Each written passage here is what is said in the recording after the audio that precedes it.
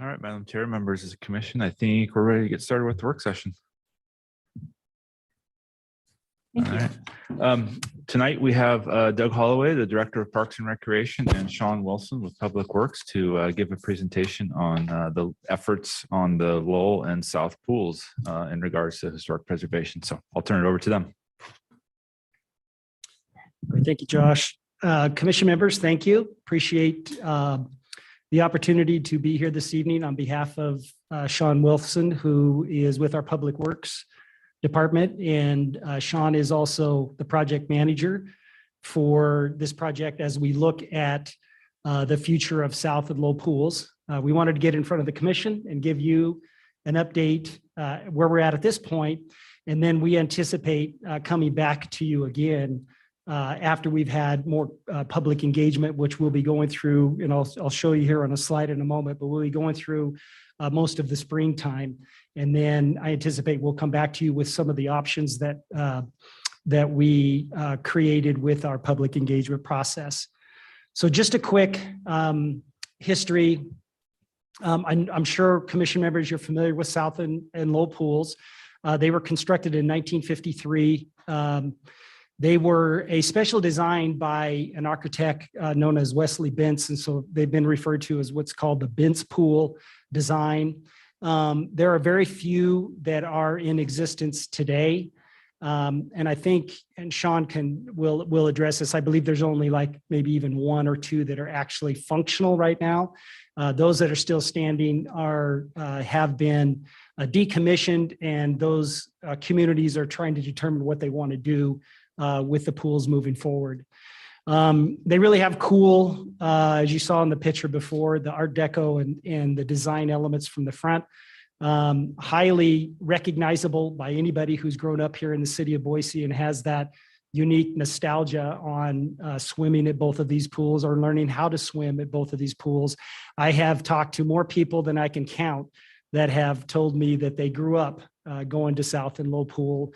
So there's quite a significant interest in what is going to happen with these two pools.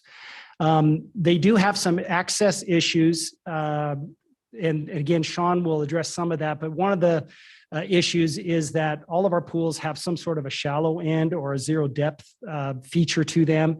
Both these pools do not have that. The shallow end is 3 feet. It does create some access issues for very small children being able to access the pool. Then it has the 12-foot. And again, if you're familiar with them, we have diving boards at those pools as well.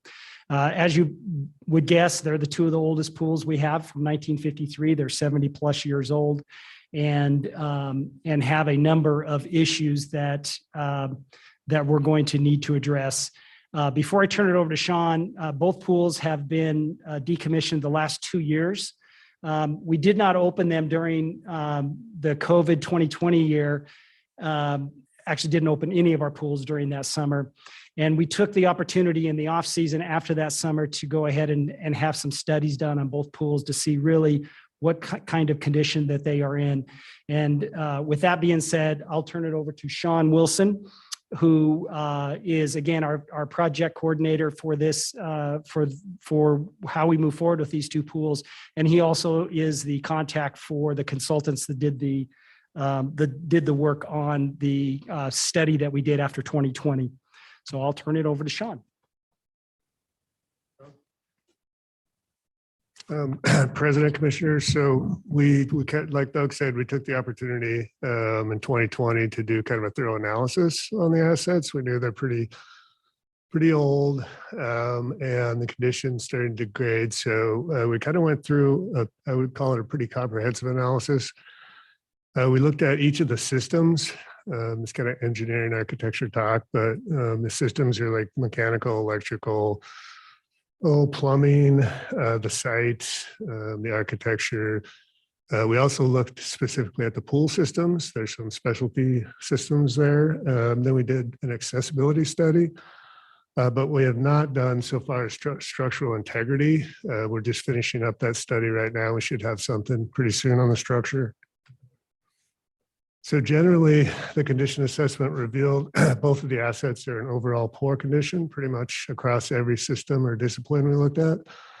They're kind of aging out. I guess both pools, all the systems, they're kind of aging out at the same time. So but what we also found was quite a bit of code challenges, and these are kind of different code challenges. Some of it was with the pool systems, some of it with accessibility, just quite a bit of problems with code compliance. The ADA assessment also revealed pretty substantial deficiencies with accessibility. One of the key ones is it's not accessible to persons in wheelchair. Also, the locker rooms, restrooms, kind of everything is not set up to be accessible. Last thing we did is looked at site constraints. So the south pool is on your left, Lowell's on the right. The blue shaded area is the site, and kind of the black dashed lines are site constraints, setbacks from adjacent properties, those sorts of things, just to kind of better understand, hey, if we are going to look at the fate of the pools, what's going to constrain the alternatives valuation for that. So next steps from a facilities standpoint is a structural assessment, which is ongoing. We did some initial, they call it ground penetrating radar to find out if there's rebar in the concrete or not. And then we're doing some seismic modeling just to understand if the actual structure itself could withstand like a seismic event. And back to Doug. Thank you, Sean. Commission members. So just to quickly go over the process of our outreach and community engagement, we actually began in December with stakeholder focus groups for each of the pools. We identified the stakeholders, mostly those that we felt would have an interest in what we're doing with these two pools was the first, how we first identified stakeholders, and then anyone that has contacted us. So as we've been hearing from neighborhood associations or neighborhood representatives, we've just said, once we get ready to start that initial outreach, we'll have you come to a meeting. So we assembled, I think we had somewhere between 11 and 15 individuals that came to each of the different meetings. So we had 2 separate meetings for each of the pools. It is facilitated, they were facilitated and will continue through our outreach by our consultant, which is Agnew Beck, which has done a number of consultation projects with the city of Boise. The stakeholders were, we wanted to get a good cross section. So we wanted people that use each of the pools. We wanted to get neighborhood representatives. We had preservationists attend the meeting. And then we also wanted to get members from the cross disability community to also be represented. We had some great conversations with all those that were present. And, the sentiment is, as I explained to commission in my opening comments, is that both of these, I should say, both of these pools mean a lot to the community. There is a significant nostalgic feeling that people have for these two pools, but there's also a very significant historical concern for both of the pools. Again, as commission members, I'm sure are aware, South is not located, neither of the pools are on a historical registry. South is not located in a historical district, but Lowell Pool is located in a historical district. So those are considerations, I think, that need to be taken into account as we move forward with the community outreach. So now the process that will start in February is we'll do a community survey that we have worked to put together with our consultant. There will be public meetings, a series of public meetings that we will hold. We also are planning workshops that we're going to host at each of the pool locations. We want to do those when the weather gets nicer, so we're looking at pushing those out into April, where we can do tours of the facility and allow community members to get a feel of, if they haven't been into these two pools, to kind of look at what the challenges are. They're both above ground pools, and I didn't mention that earlier, but the structure is, as Sean said, all the locker rooms are below. The pool itself sits above, and there's no accessible way to get people from the lower level to the upper level. And the locker rooms are not accessible as they exist today. So not only is there an accessibility problem, but there's a lot of code issues as well associated with moving people throughout the pool, both pool facilities. And that's why we feel it's important to host workshops on site so people get a feel, our community gets a feel of that. We will continue to keep those initial stakeholders, those 11 to 15 community members that represented both locations engaged through this process as we move forward as well. And the end goal here, commission members, is to, after we gather all the public input, is to create a list of priorities from the public on what they want to see with the pools. And we will put those priority options together with associated costs that then we will present to the mayor and city council for their direction in moving forward. And it could be any number or combination of options. It could be new pools at those locations. It could be rebuild both pools. And I say rebuild, bring all the code requirements up, bring all of the ADA standards up, make both pools completely functional as they exist today. And there will be a cost associated with that. Or there could be some sort of hybrid in between where portions of both pools potentially could be retained while the actual usable pool itself would be accessible to everyone and would be brought more into the 21st century. Again, each of those concepts will come out of the engagement meetings we'll be having throughout the spring, and then a list of priorities will go to the mayor and city council for their consideration. So I know that was really real quick. We are committed to coming back to you again after we get most of the community engagement piece done and update you on how the engagement process went with the public. And at that point in time, really get some of those priorities in front of you to take a look at and get your feedback on as well. So both Sean and I would stand for any questions that commission members may have. Thank you. Anybody have any questions? I have a few questions for you. So thank you for that presentation. I saw that the city just put out a website for the pools, and I reviewed that information, and there's a lot of information about how the pools, their engineering and their structural and how they're not meeting ADA, but there's very little information about the history of the pools. And I think that's something lacking from the website that could be added. I'm sure, as you know, there are 2 National Register nominations being prepared, one for each pool, to list those in the National Register. And of course, that does not mean that you can't demolish your pool or rehab your pool or anything like that. It provides no protection. It's an honorific process, but it does add some weight to what the city decides to do with these pools. You also mentioned that Lowell Pool is near a historic district and the South Pool is not near a historic district. And I would like to just add a little bit to that. The North Pool, that area has been surveyed for a historic district. The problem we have in Boise is the lack of survey south of the river. There has been very little surveyed south of the river on the bench. I live on the bench, and I hope that the South Pool doesn't get demolished because of the lack of survey and its association with historic properties on the bench. There are historic properties on the bench. There are potential historic districts on the bench, but they have not been identified by the city because the city has not taken that effort to do that. So I just want to put that out there.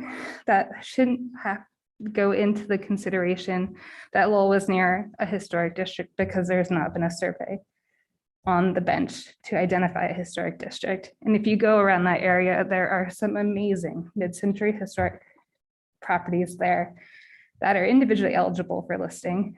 The Phillips House is listed there, right across the field from this pool. And there are other Troutner residences that are also in that area that deserve to be listed and protected, but we have not done that, just like this pool.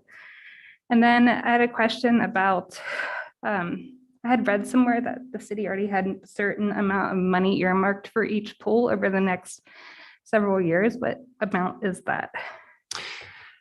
Commissioner Malloy, yeah, so I'll just kind of like, let me hit some of your points. First one, on the website, I haven't looked at it recently. I do know we did a very thorough Q&A, and we were very deliberate in making sure we had historical details in that Q&A. If that didn't get put over on the website, we will work on it because we want to make sure everyone does understand the historical significance of both pools. As far as the historical nature of that south area, or whether it's in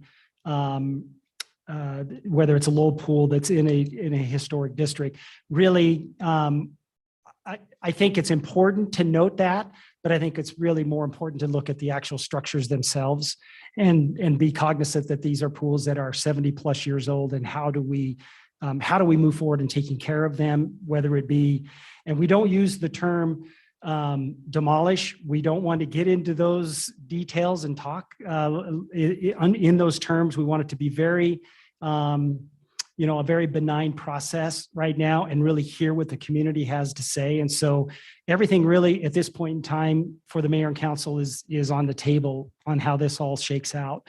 As far as the funding, yes, we have funding in 24 and 25 to do something with both locations.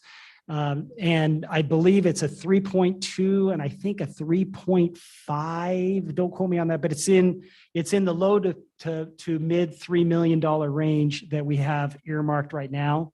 One of the studies that our public works team led by Sean did was determine just bringing up the code of compliance, get an estimate on what that is. And a year and a half ago, when that study was done, actually just over a year ago, that was approximately 2.4 million per pool. So the money doesn't go real far, and that earmark of 3.2 and 3.5 million that we have for both pools, that was actually put in place at least 5 years ago and has not been updated. I would anticipate we're talking significantly more, no matter what we do with each location, is probably more than that. But we won't know that until we actually hear from the public on what their desire is for both locations. And then Sean and his team will put a pin to that and work with some contractors to figure out what those costs will be. I hope that answers some of your questions, Commissioner. Yeah, thank you. I just had one other just comment. I mean, I would support the rehabilitation of both of these pools. And I think there's some somewhat like simple ideas of adding onto the back of the pool to make them ADA compliant and provide the access that's needed. So I hope it's not a preservation in situ or we need to start anew. I hope there's some compromise in this process that we can preserve these pools and bring them up to standard so everybody can use them. So, thank you. Thank you. Are there any more questions?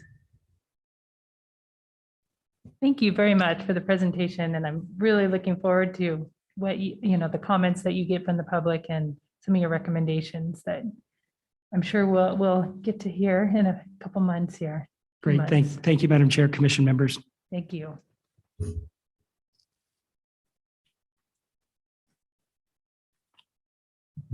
All right, Madam Chair, we'll just run through the agenda real quick, and then we can take a break before we get started at 6.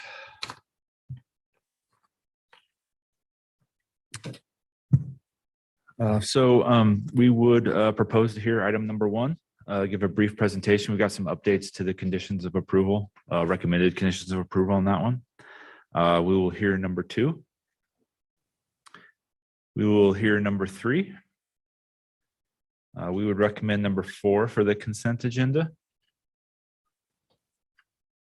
We will hear number 5. And we will hear number 6. So just number 4 proposed for the consent agenda, unless there's any objections. I actually would like to hear that one. Okay, all right. Thank you.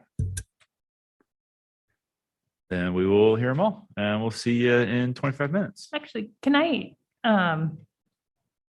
ask a couple really quick questions? Sure. Item number 5 is, I just wanted a clarification. Are we looking at changing that from contributing to non-contributing, or is that not something that's part of this? That is not part of the current request.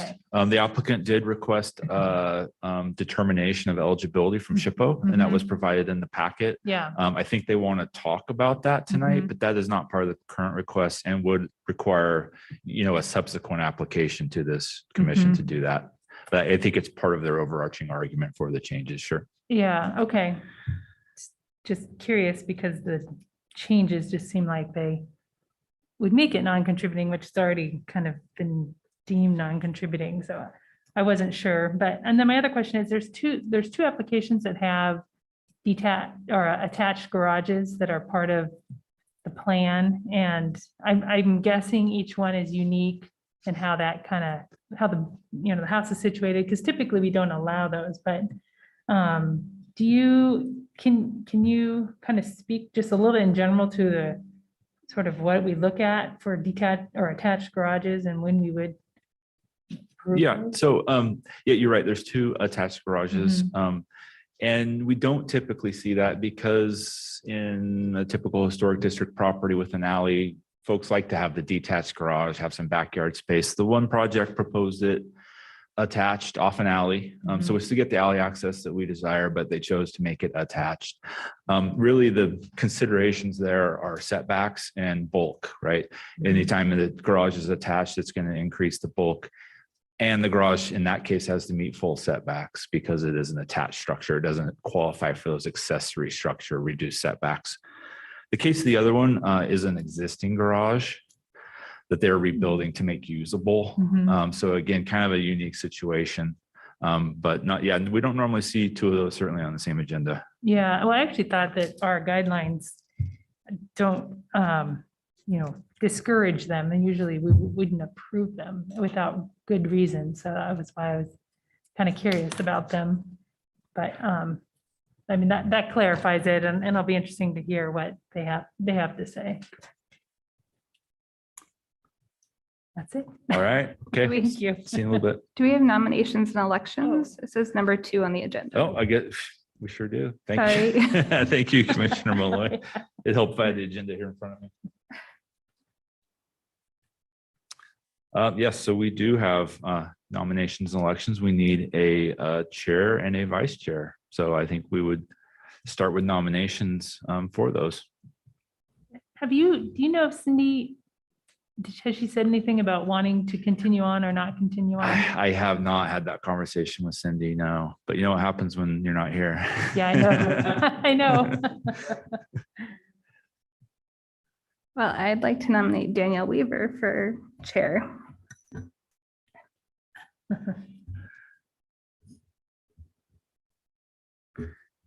Danielle, is that something you'd like to do? Well, I would. I just feel like I won't be super consistent at being here every month. So I would be willing to renominate Cindy into that position. It just doesn't help, but we have to have I think, Danielle, you've been here a long time. You've done a very great job. So I would be up for either one of those positions for you. I feel like you could do it, Danielle, and we could nominate Cindy for vice chair when you're not here. She has experience. and that's fine with me. Do we- Okay. Do we, do we need so I second? guess. I guess I could second Yeah, we'll that. look for a second Yeah. for Danielle for I'll chair. second for Danielle for chair and Okay. Cindy for vice chair. for Cindy. Okay, and we'll, I guess we'll do 2 separate votes. So I guess first, we would be for Danielle Weaver for chair.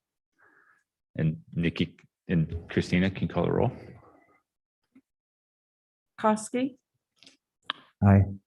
Malloy, Aye. Weaver, Aye. Wait, aye. Otter, Aye. Kintai, Aye. all in favor, motion carries. All right, and then we have a motion and a second on the table for Cindy Montoto as vice chair.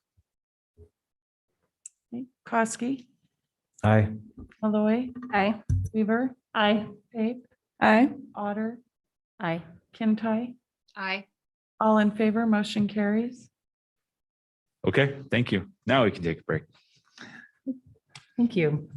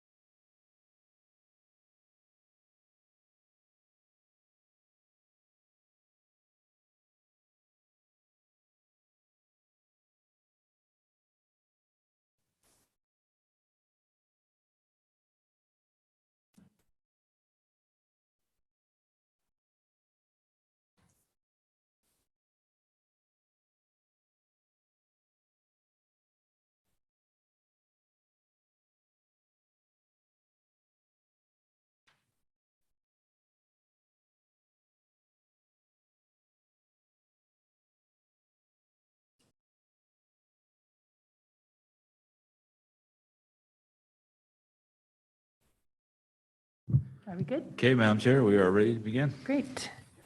Today is the 31st of January, 2022. This is the scheduled time and place for the Historic Preservation Commission meeting. I am Chairperson Weaver, and I now call the meeting to order. Vicki, would you please call the roll? Weaver, Here. Koski, Here. Malloy, Here. Pape, Here.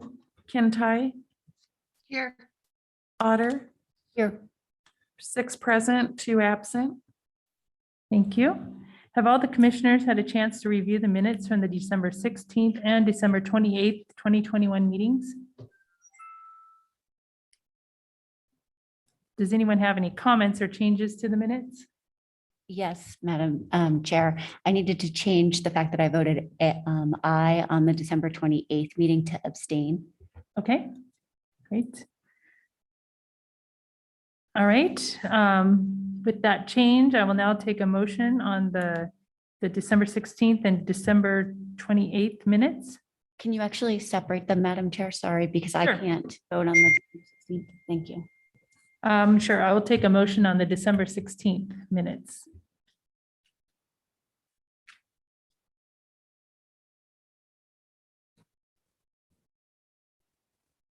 Someone want to approve them? I am motion to approve the December 16th meeting minutes. Do I have a second? I'll second. Nikki, would you call the roll, please? Weaver, Aye. Koski, Aye. Malloy, Aye. Pape. Aye. Kintai, Aye. motion carries 5-0. Okay, do I have a motion on the December 28th minutes? I am motion to approve the December 28th meeting minutes. Second. Nikki? Weaver, Aye. Koski, I'll abstain since I wasn't here. Malloy, Aye. Pape. Aye. Kintai, Aye. Otter, Aye. motion carries 5-0 with Commissioner Koski abstained on the December 28th minutes and Commissioner Otter abstained on December 16th. Great, thank you. Tonight, we don't have any deferrals or any items for the consent agenda, so I think we can move into the regular agenda.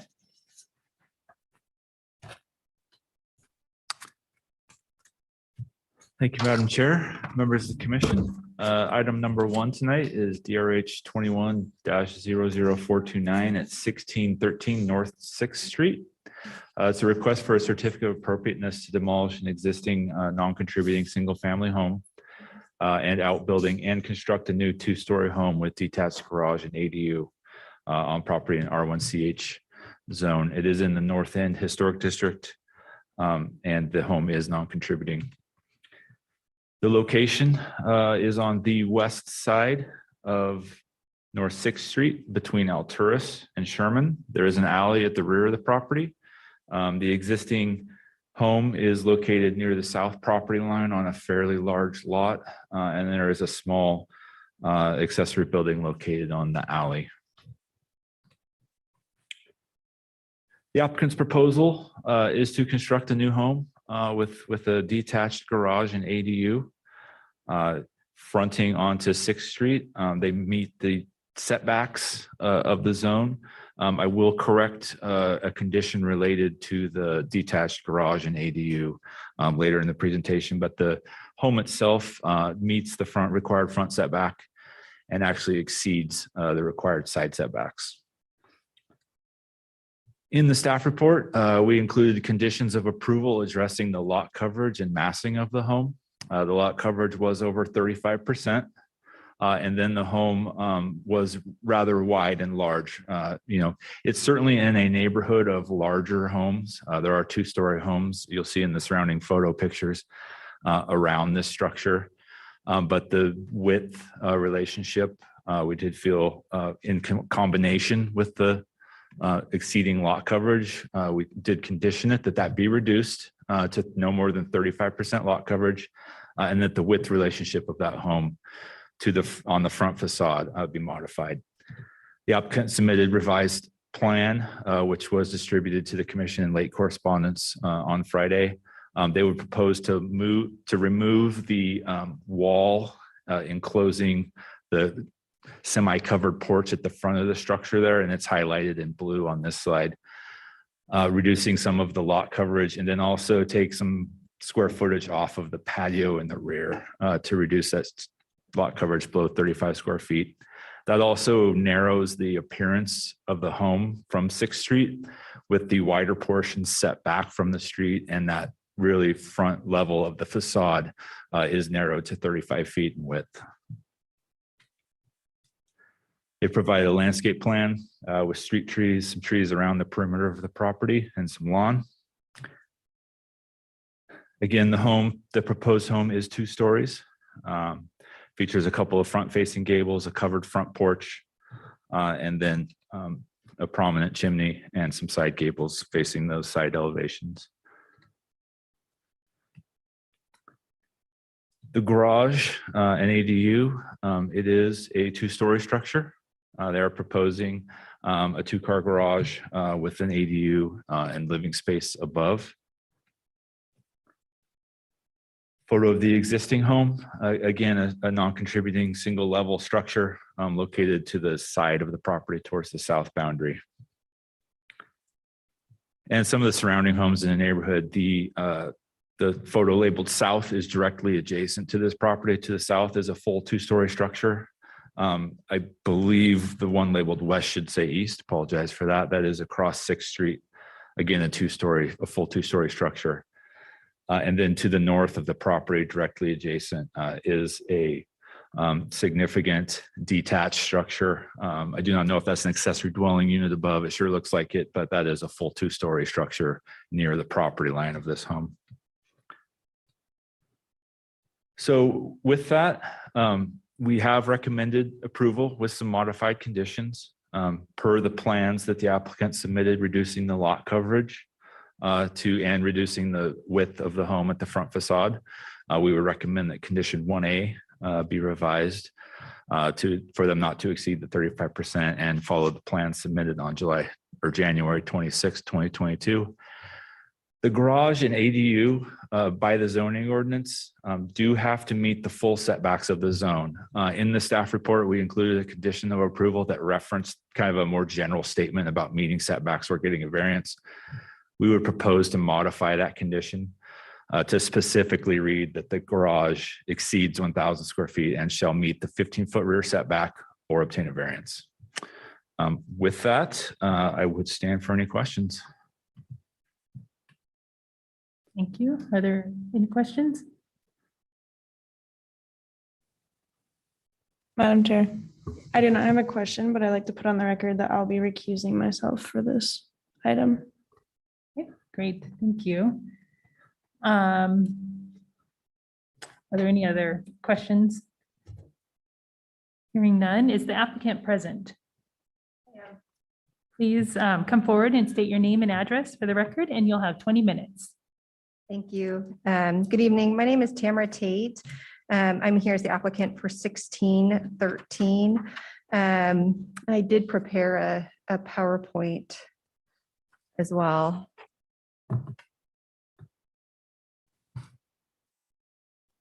There it is. Okay. So my husband and I, we have 2 daughters. We purchased the home, or sorry, the lot of 1613 probably about 4 or 5 months ago. If you could go to the next slide, please. As Mr. Wilson said, it is a non-contributing home. My understanding, we've actually met the family, had 7 children, where you see that kind of white prefabricated home. Their original home used to be right next to that. It was in a drainage ditch, and it flooded almost like every kind of rainy, wintry fall season. So it destroyed the home. Leona was the mother of the 7 children. She moved into that prefabricated home and then lived there until she passed away a couple of years ago. And then the family recently wanted to sell it. My husband and I and our family, we actually live 1 block away. We saw this home. We've kind of watched it. I don't want to use the word stalk because that'd probably be illegal, but So we really love the North End, where my husband and I grew up in Boise. We love just the access to everything it has. So we felt really fortunate to get it. Our current home has a tiny backyard. We have a 6 and a 3-year-old. So to have this, to be able to build the house that we were proposing is really a big deal to my family, to have kind of an outdoor space and a yard, and probably also pretty big for our dog to actually run somewhere, because our current home is quite small. And we actually know a fair amount of the neighbors. Some of them, I think, wrote letters just because we live a block away, that we've got an opportunity to know everyone. If you could go to the next slide, please. This is the house to the south. It is a 2-story home. It is fairly tall. I don't know the difference between how tall that home is and our home, but it does shade our lot quite a bit. So that's the house to the south. The next slide, please. These are the houses to the north. This is the house directly to the north. This is an ADU. It is something that they're renting. It's actually a 2-bedroom, 2-bath ADU. It's mostly been rented to travel nurses throughout the pandemic, which is pretty cool, but it is quite large. Our proposed garage would be near that. We kind of did that on purpose so that both garages would be closer to each other and kind of share that space. And then these are the houses across the street, all 2-story. The one on the bottom right is currently being constructed, but that's it's close to finished, but that is a newer, I guess, a remodeled home as well. Next slide, please. So I did want to address the site plan and the lot coverage modifications. When we submitted our plan, it ended up being about 30% of coverage. I would add that part of that coverage is some of the outdoor living space that we wanted for our home. In the front, it's kind of that pink square that was kind of just like a pergola over a concrete pad is kind of how we envision it. And we will remove that pergola. My assumption now is it's going to become the neighborhood fairy garden for our daughters. But so that was about 300 square feet. The back of the home, where that kind of pink rectangular, long rectangular, we removed a foot of patio space. That is a covered patio. So even though it looks like it's a concrete pad on that, what we learned is that is with the lot, or that's being covered by the lot coverage, because it was kind of a larger covered patio. If you remove that covered patio and you remove that pink square, our lot coverage is about 30%. So that outdoor living space ended up being 5%. So just the home itself, not the covered patio, is a bit smaller than that. I understand by your definitions, an outdoor living space is included in that because it's covered, but I did want to point that out. We have tried to address, I guess, kind of the front lot coverage by stepping back the house. So the front of the house is, sorry, I'm looking at my notes. It is about 39 feet wide, which is about 52% of the total lot width. So hopefully looking from the home from the street, it's that 39-foot part that you would see first. The left side of the home is set back about 7 feet from the front of the house. The right side is set back 11 feet from the home. Both setbacks on the sides of the homes are much more than the minimum of 5 feet.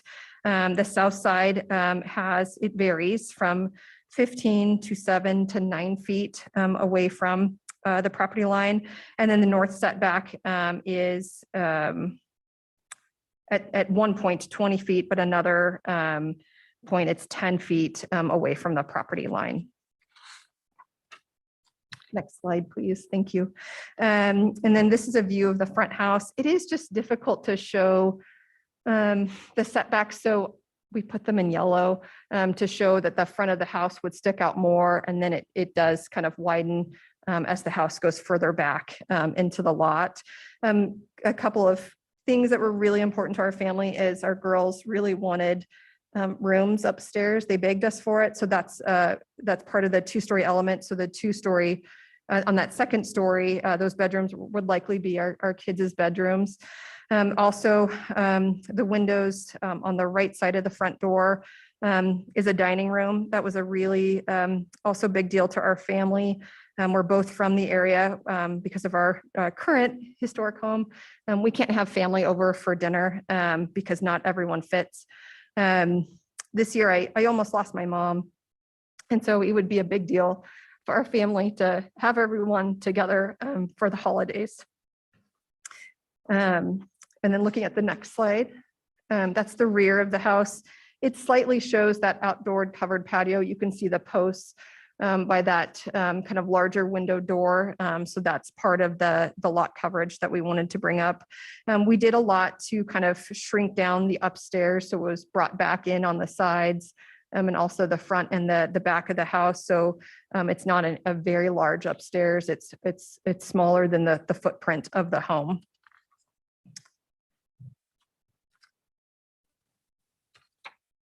And then next slide, looking at the side elevations, you can see how we tried to push back the second level of the home.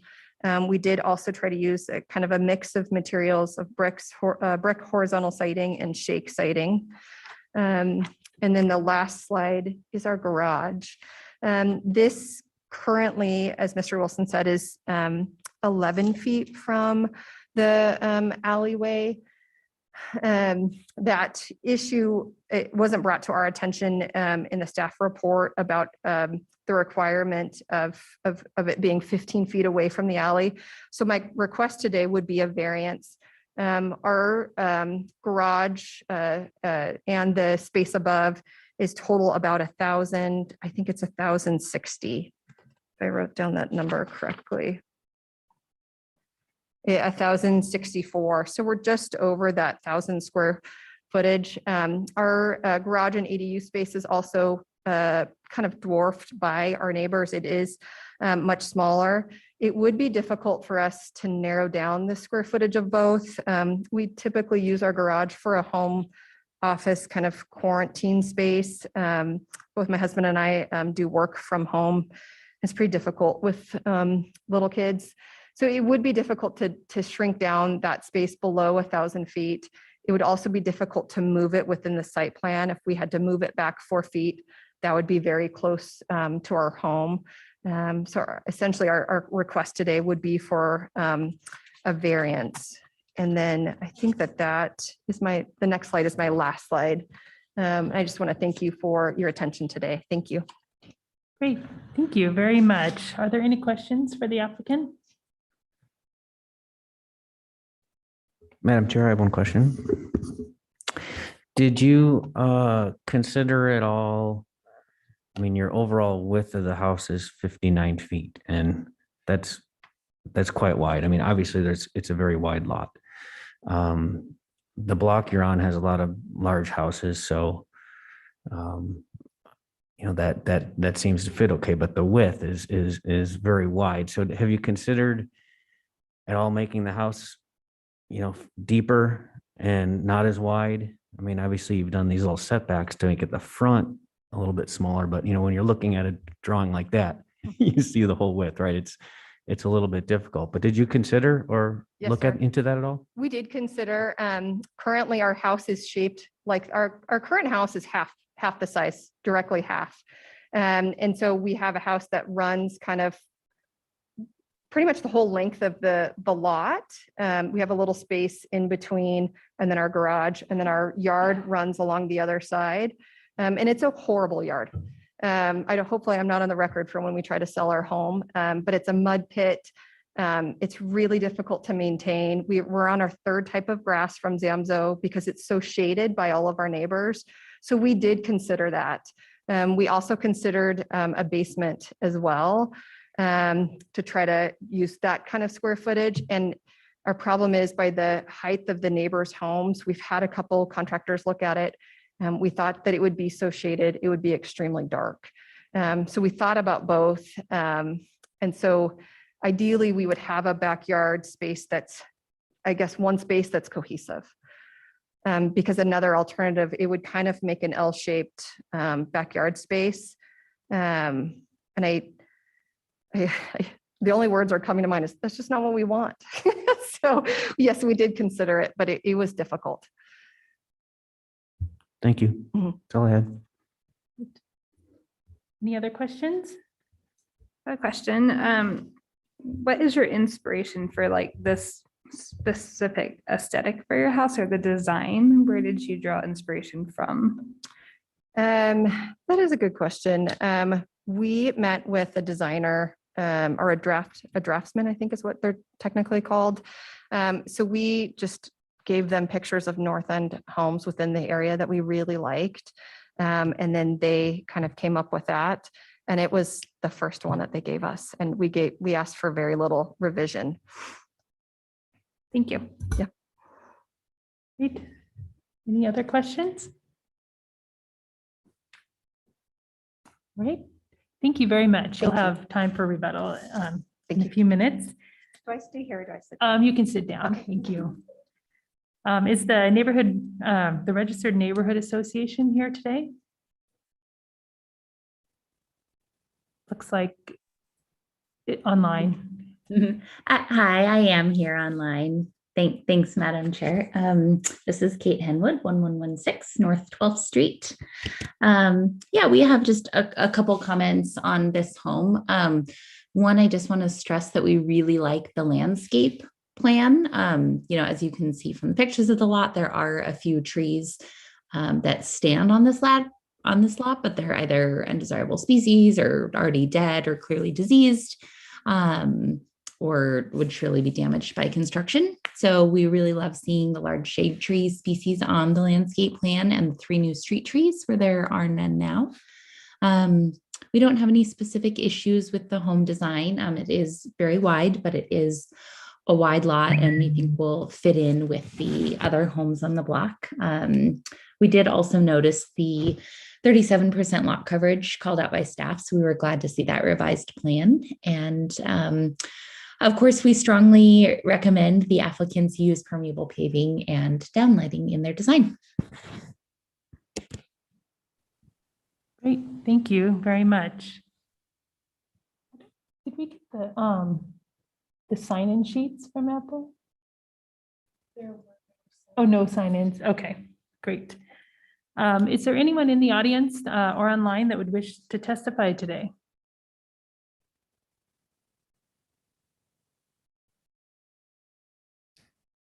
Okay, seeing none.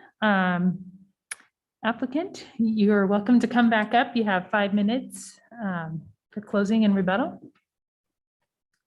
Thank you. I really don't have any rebuttal or closing to make. I think I made my request. So thank you very much. Thank you.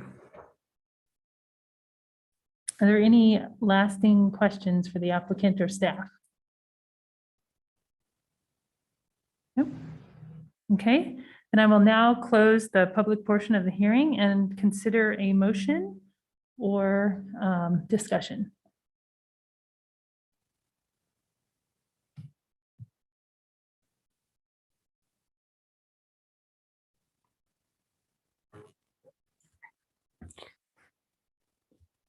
I guess, Madam Chair, I'll just start discussion, I guess. Usually I think I like to put a motion in place first, but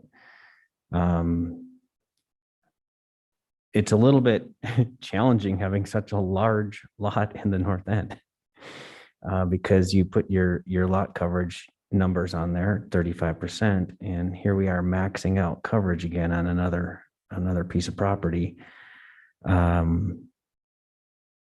So, I mean, I'm concerned about 59 feet across on the front.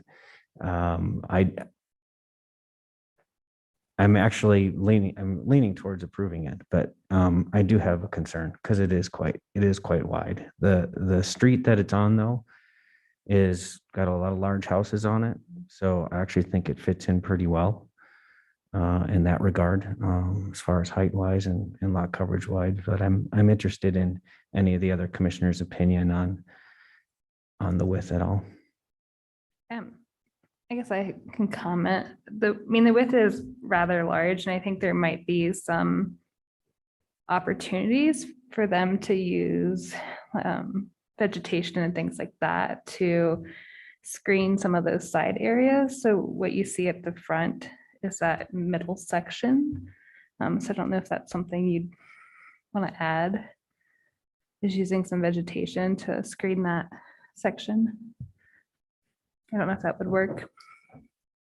Like, sorry, Madam Chair, it looked like maybe they had some screening in that it was quick on the plan for they definitely are putting trees on the street, which kind of helped me because if you're driving by, at least those trees on the street won't make it so obvious that it's such a large home.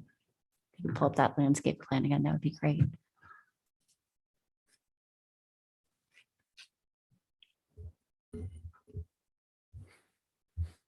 Well, I would agree that I like that suggestion of some vegetation and it does look like there is some out there and potentially there could be some more. I appreciate that the house there's an attempt to set back so it's not, you know, an all the way across facade right at the front of the property. So I appreciate that step back in there and you know, you're meeting all of the setbacks or exceeding them. And if this were a narrower lot, you know, you may have a narrow house, but you probably would have the same setbacks on that as well. So I think based on the fact that we haven't heard any opposing testimony as well, that I will be voting to approve this tonight. All right, Madam Chair, I'll make a motion for DRH 21-00429 to be approved per the staff report.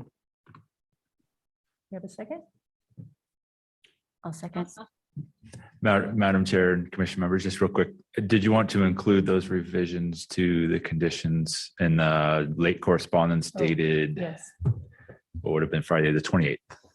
Okay, Madam Chair, I'll modify my motion to include inclusions from the late correspondence and as noted and for approval. That's it. Second. Okay, we have a second. Nikki? Commissioner Weaver, Aye. Kosky, Aye. Malloy, Aye. Kintai, Aye. Otter. Aye. Motion carries 5-0 with Commissioner Pape recused. Great, thank you very much. All right, thank you, Madam Chair, members of the commission. The second item tonight is DRH 21-00461 at 802 Brumbach. They have requested a certificate of appropriateness to remove a tree on property in R1CH zone in the North End Historic District, and the property is contributing. It is a corner lot located at the northwest corner of 8th Street and Brumbach with an alley in the rear. So the subject tree is a rather large sycamore tree in the front yard of the property between the sidewalk and the facade. The homeowner has requested to remove the tree due to its very large size, crowding the existing home. They have provided some documentation of some cracks in the foundation and just some concerns about it having outgrown its space. Some additional photos of the tree in a different season. Looked like may have been somewhat pruned since the Google Street View with the very low branches, but you know, a very significant sycamore tree. The photo here shows the crack in the foundation, and the applicant has provided a letter in the packet from an arborist stating they believe that the roots are damaging the foundation to the home and recommending its removal. So staff received comments from City's Forestry that are also in the packet. Boise City Forestry found that the tree was in excellent condition, that it had excellent structure and form, and was in good health. They said that if the roots are indeed impacting the foundation, they could be cut without adversely affecting the tree to mitigate that damage. And in our report, we found that evidence has not been submitted that demonstrates that the tree is dying, diseased, or posing a public safety risk.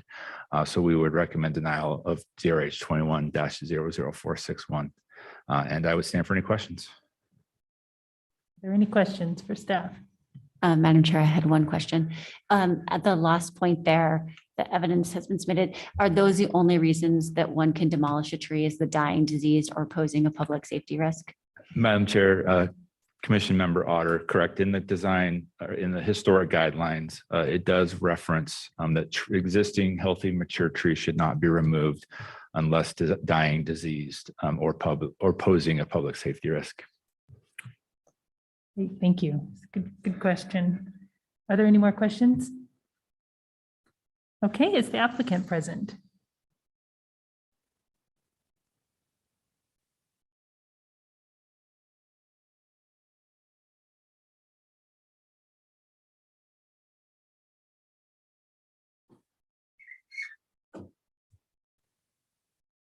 Madam Chair, I do not see any members of the public with their hand raised. So if they are here, if they could raise their hand, that would help us. Okay.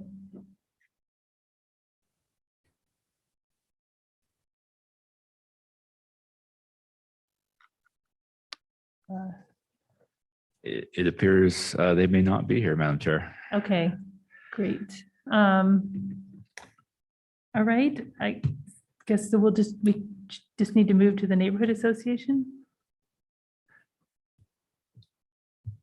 Madam Chair, I believe in situations like this, we have advised in the past that we defer until the applicant is present. We can reach Okay. out to them, see if maybe they had forgotten or there was a technical difficulty, but I think we probably Okay. shouldn't proceed without their Okay. attendance.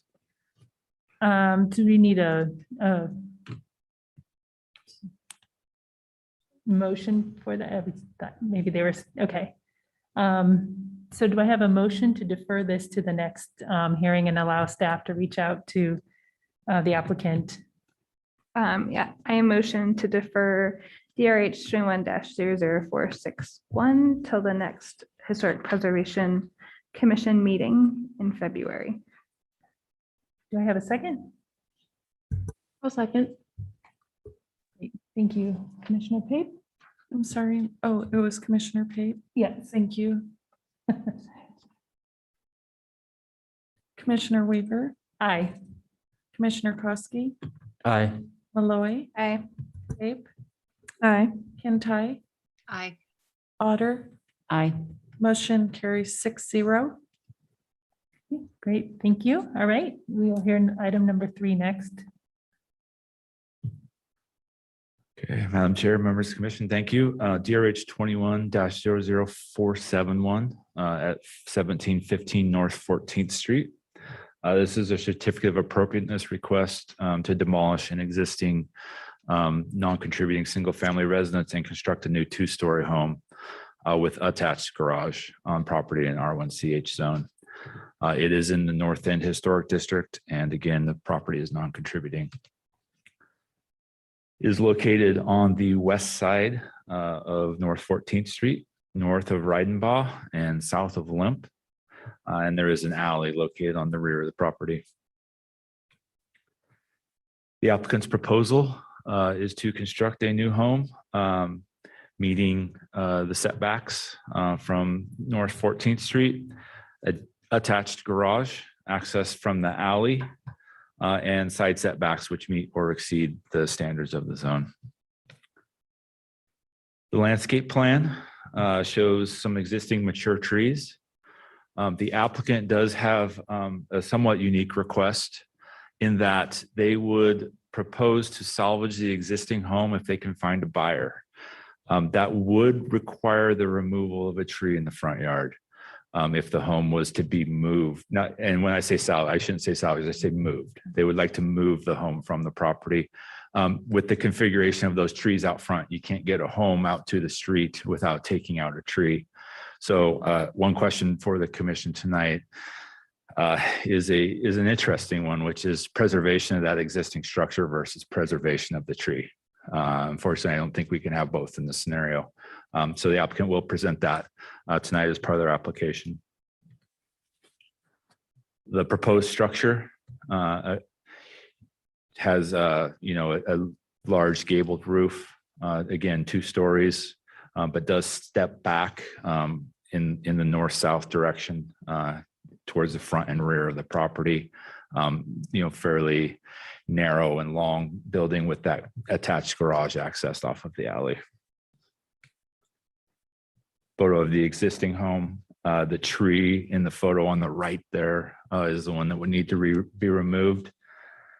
I don't have, an arborist evaluation of that tree. It is an oak that does appear to be at least in decent shape. Maybe the applicant could provide some further information about the condition of that tree. Floor plans, again, showing the two-story home with the attached garage access from the alley. With that, staff did recommend approval of the application. The request to move the home versus the tree was a late addition to the packet and was not fully contemplated in the conditions of approval. So I would recommend that the commission, whatever direction you decide to go, would be appropriate to insert a condition relating to that tree and whether it should be saved or be allowed to be removed. With that, I would stand for any questions. Thank you. Are there any questions for staff? I have a question for you, Josh. Okay. Would the tree need to be removed for the new construction? It might be a question for the applicant if you don't know. Madam Chair, Commissioner Malloy, I'll let the applicant address that, but I don't believe so. The location, on the landscape plan here, it is a pretty fair distance off the front of the proposed home. And I think it, certainly there'd be some impact. There is any time you construct that close to a tree, but I think it could be saved through the construction, but maybe I'll let them address that. Are there any other questions? Hearing none, is the applicant present?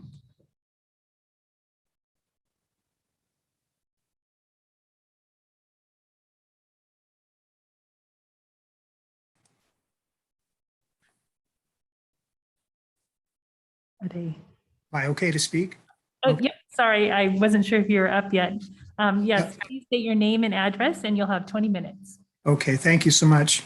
It's Randy Haverfield. I don't know why it says Randy Ann, but it's Randy Haverfield.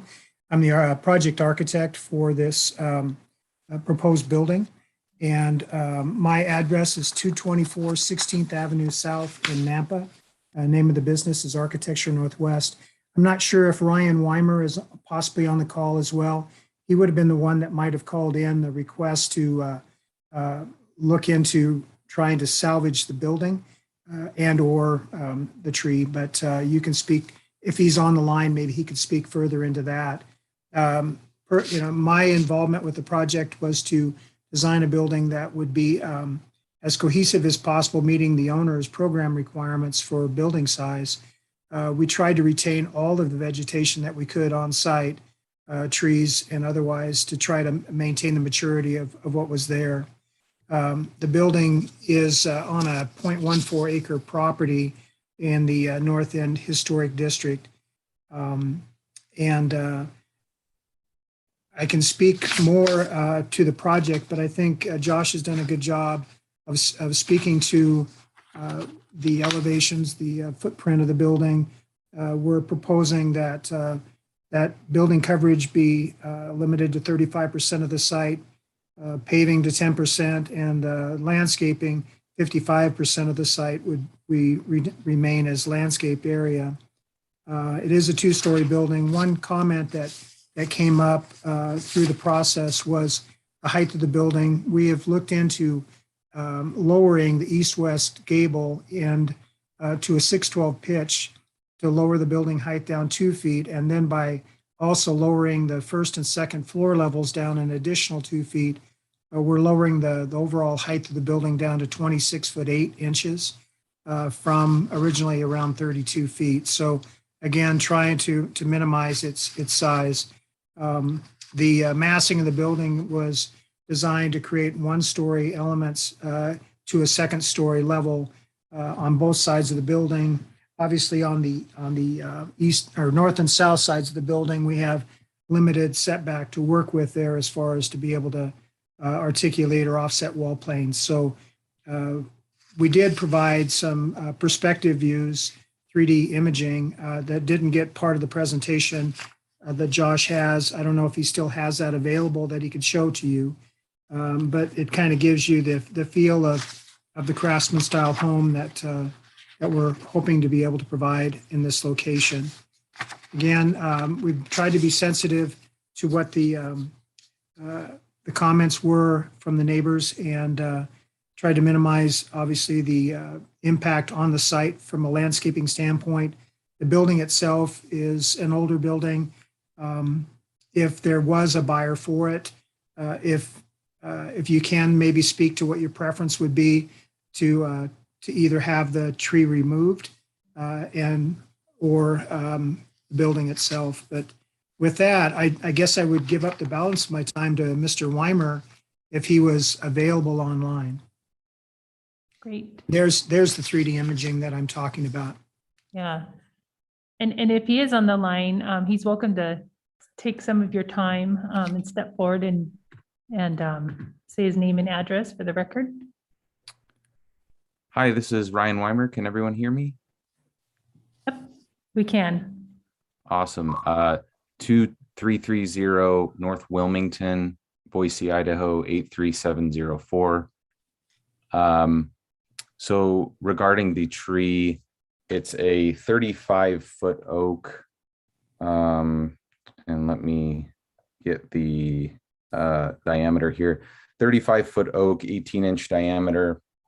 And we're caught in a little bit of a pickle between, not having to demo the existing home. We'd like to preserve it and get it moved to somebody that can use it versus preserving the existing tree there. Now, if we were granted permission to have the tree removed, we would be planting one in its place upon job completion. So those are the things that we're considering. Obviously, having to choose between either demoing the home or saving the home. We just wanted to let everyone know that we were thinking about that and wanted everyone's opinion on what's in everyone's best interest in that discussion. So but as you can see, we're really excited about the product. We think it matches really well with the neighborhood and excited to bolster the community there. Great, thank you very much. Are there any questions for the applicant? Yes. Madam Chair, I have questions for Randy. Are you still there? I am.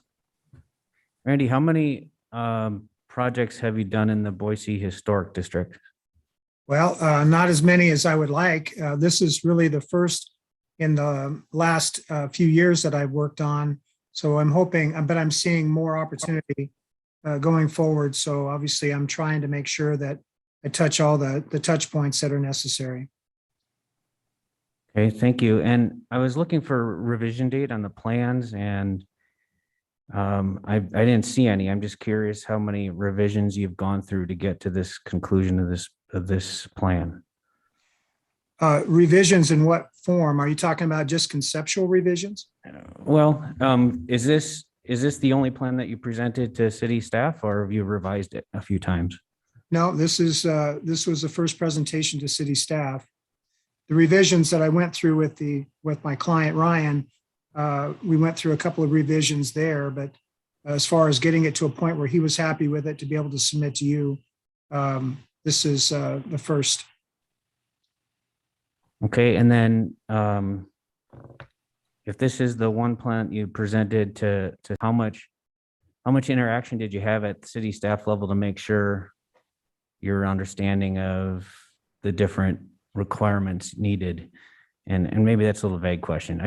I'm just curious to how much interaction you had with staff. Because there's some inconsistencies on your plan compared to what our guidelines ask for. So can you speak to what inconsistencies you're mentioning? Well, are you aware that an attached garage is not allowed in the historic districts? Did the city staff tell you that? No. But it wouldn't be that difficult to detach the garage It's just a preference of the owner to have, or at least I thought it was a preference of Ryan's to have it connected for safety purposes. Okay, and then were you made aware that I see that you have cultured stone on the front? That cultured stone is also not allowed in historic districts. Were you made aware of that? That's what's on the building now. But again, That's not allowed in historic districts. that's good to know. And obviously it's an easy thing to adjust, put brick on the building. Because it's just a wainscot. Okay. And then I didn't see it in the report. It wasn't clear, but what is the height of the building that you're going to be removing? It's in the report. I thought it was anyway, at least it was on my application. It's right around 18 feet, 16 to 18 feet. Okay, yeah, your application is not part of our packet, so I Oh, apologize. okay. So 16 to 18 feet. Yeah, And then- I'd say it's more closer to the 16 foot. Okay, and then what is the height of the house to the south of this? That I can't tell you. I wasn't familiar, at least aware that I needed to provide that kind of backup information for you. Okay, and then I guess you won't know the next question too. What is the height of the house to the north of it? I would imagine they're probably similar in height to the existing building.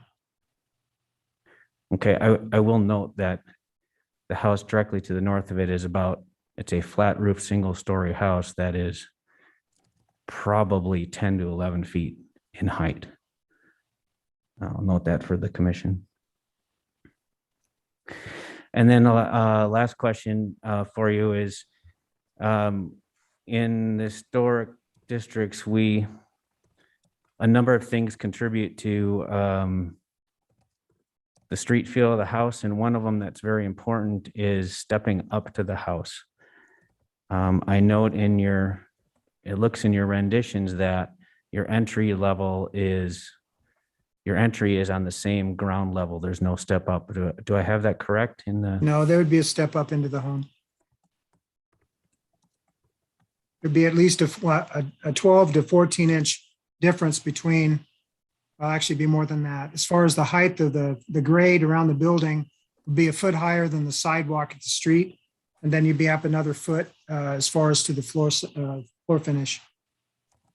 Okay, and then is there no basement? Is this a slab on grade? Is that what I? No, this is a crawl space. Okay. Thank you so much. Those are all the questions I had, Madam Chair. Thank you. Thank you. Are there any other questions? I had a question for the homeowner, Madam Chair. Yep. Commissioner Otter. Ryan, do you have a prospective buyer for the existing house? Is that why you're asking this question about removing the tree, or is that just a thought that you're having on the sale of it?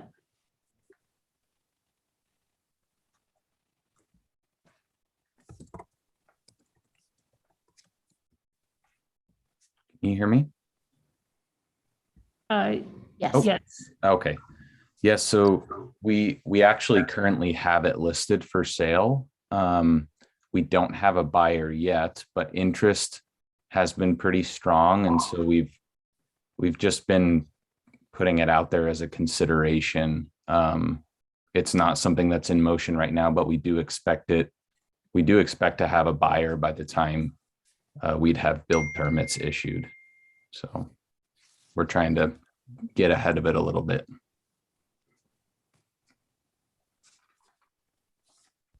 Great. Thank you. Are there any other questions?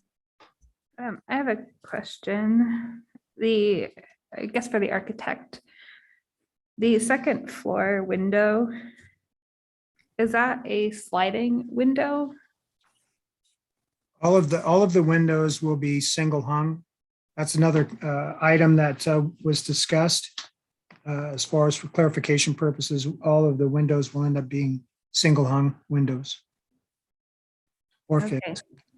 And is there a reason why it's so small? I see it is a bathroom area, but it kind of, the proportions don't really match up with the other proportions on the house. So it just seems off balanced. Are you talking about the bathroom? The bathroom window, yeah. Well, the bathroom window on the south side, on the upper level, is meant to just provide light, wasn't necessarily intended to be larger and an obscure type glass. So if it's your preference to have a larger window to match the heights of the others, that would be easily added as a condition of approval. Okay, yeah, I think getting rid of that small shed roof there over the window and making that more proportional to the other windows might help balance the design better and fit into the neighborhood and with all the other windows. You're talking about the east side of the front side of the building? Yeah, the front side of the building. Okay. So enlarge the window? Yes, and then take away that shed roof that's right above the window. That's not something you normally see in a historic district. That's something you see more on a commercial property. Okay.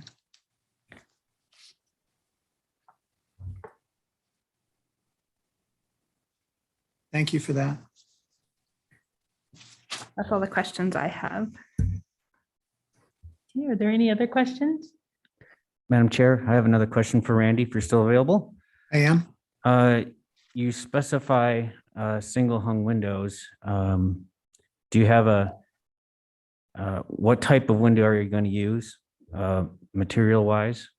As far as manufacturer, Yes. that would be something I obviously would like to see more of a wood clad type or a wood window with a vinyl clad or metal clad on it like a Pella. They're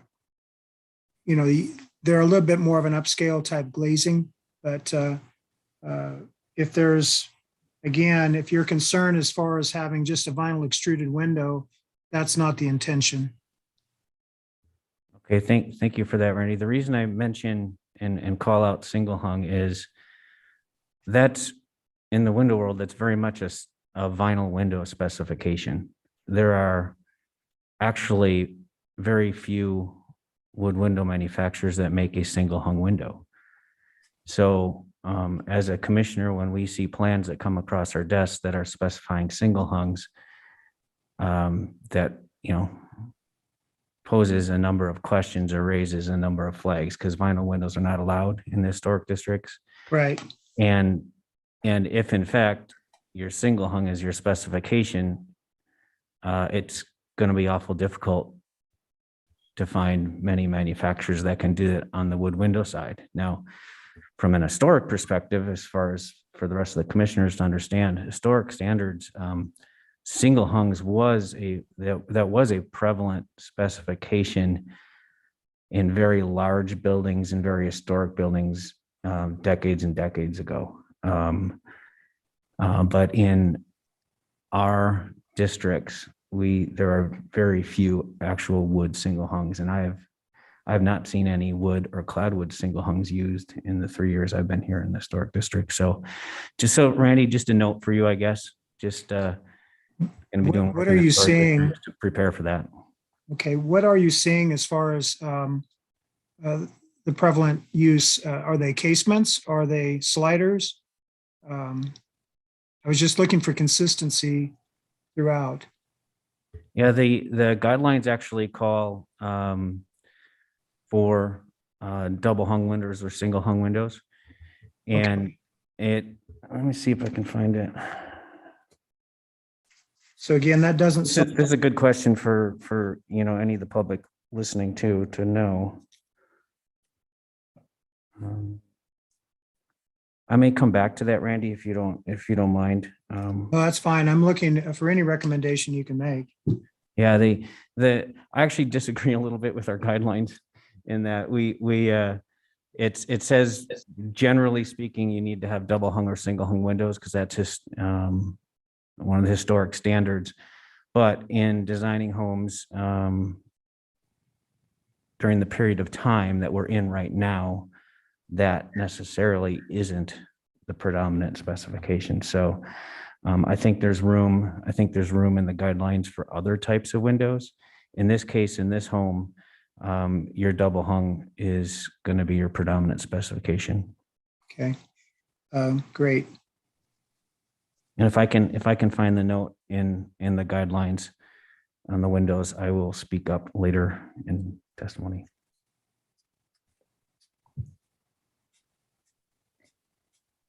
While you're turning there, I will note to the commission that the two of the conditions that are in the report are to do single hung or double hung windows, as well as wood, metal clad wood, or fiberglass. So they are listed in there what they can do already in their conditions of approval. Thank you, Madam Chair.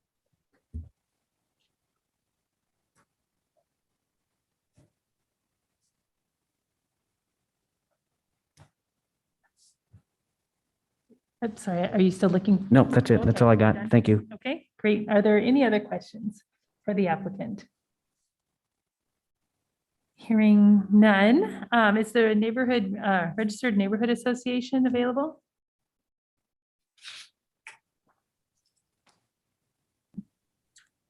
We are. Thanks, Madam Chair. Kate Henwood, 1116 North 12th Street.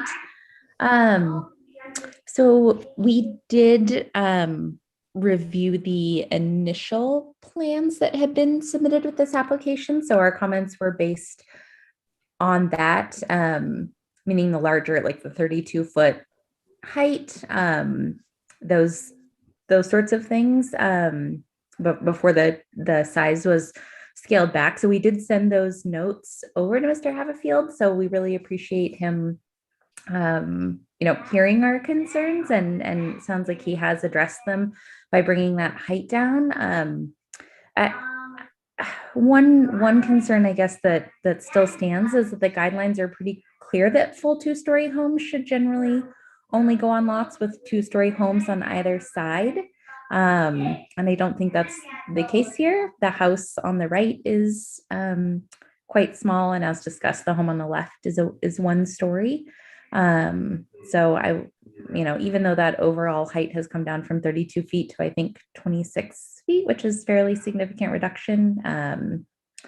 Just want it noted that that is still a large home in the midst of other small homes on that block.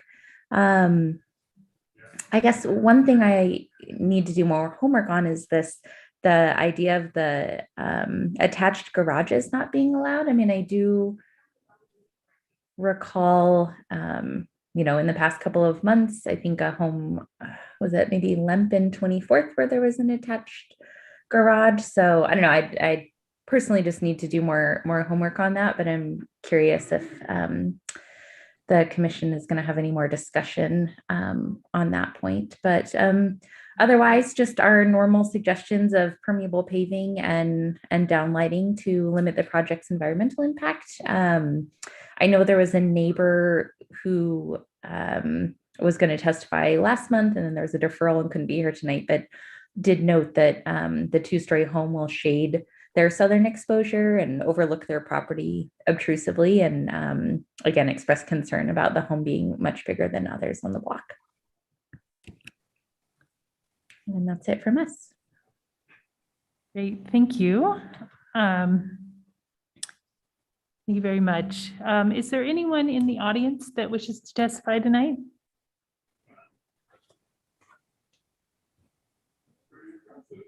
No one online? Oh, Actually, yeah, there is. okay, it looks like Ms. Stark. Please state your name and address for the record. Hello, my name's Morgan Stark, 1407 West Lemp Street. Great. I'm the neighbor to the north, the one that has the 10-foot tall house. And my main concern is just living in the shadows of that house and shadowing the garden and our outdoor area that we enjoy as a family. Don't really care so much about the size of the house, just don't want to be living in the shadow of the house. So that's my main concern. Going down's fine. I don't care about any of that kind of stuff. Just don't want to be living in the shadow of that house. That's all I got to say. Thank you. Great, thank you very much. And I don't know if we caught your address. You're still there?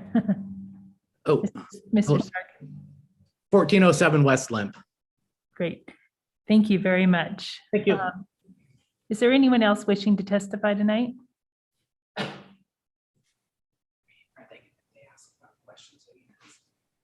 All right. Hearing none. Applicant, if you're still online, you have 5 minutes for rebuttal. Ryan, are you wanting to speak anymore, or would you like me to go ahead and wrap up? You can go ahead, Randy. I'm good Okay. on my end. Yeah, maybe I'll. Your interaction with us tonight, it's definitely appreciated.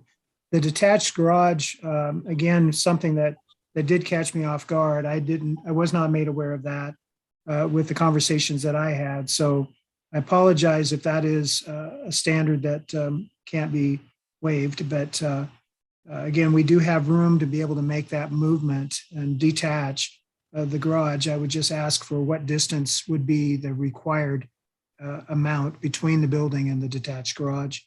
As far as the size of the home, we've tried to mitigate and lower the size of the building. A 2-story home is what it is, but the size of the homes on either side of this lot, obviously we can't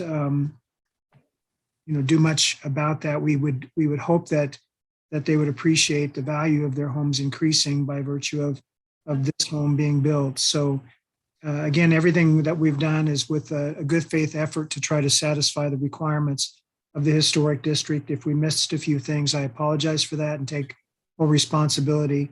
But moving forward, we will definitely make the modifications to detach the garage, to put brick in lieu of the cultured stone, to make sure that the elevation difference between the road or sidewalk in the front of the building is up at least 18 inches, that it is over a crawl space. It's not a flat concrete floor.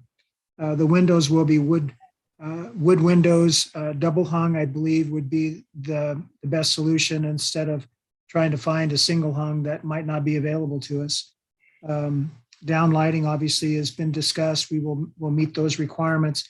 Permeable pavers as far as off of the asphalt is something that we intended to provide. And with that, I think I've tried to cover everything that I wrote down. But again, thank you for your helping us along this process. Great. Thank you very much, Mr. Haverfield. Are there any last questions for the applicant or staff? Can I raise my hand again or no?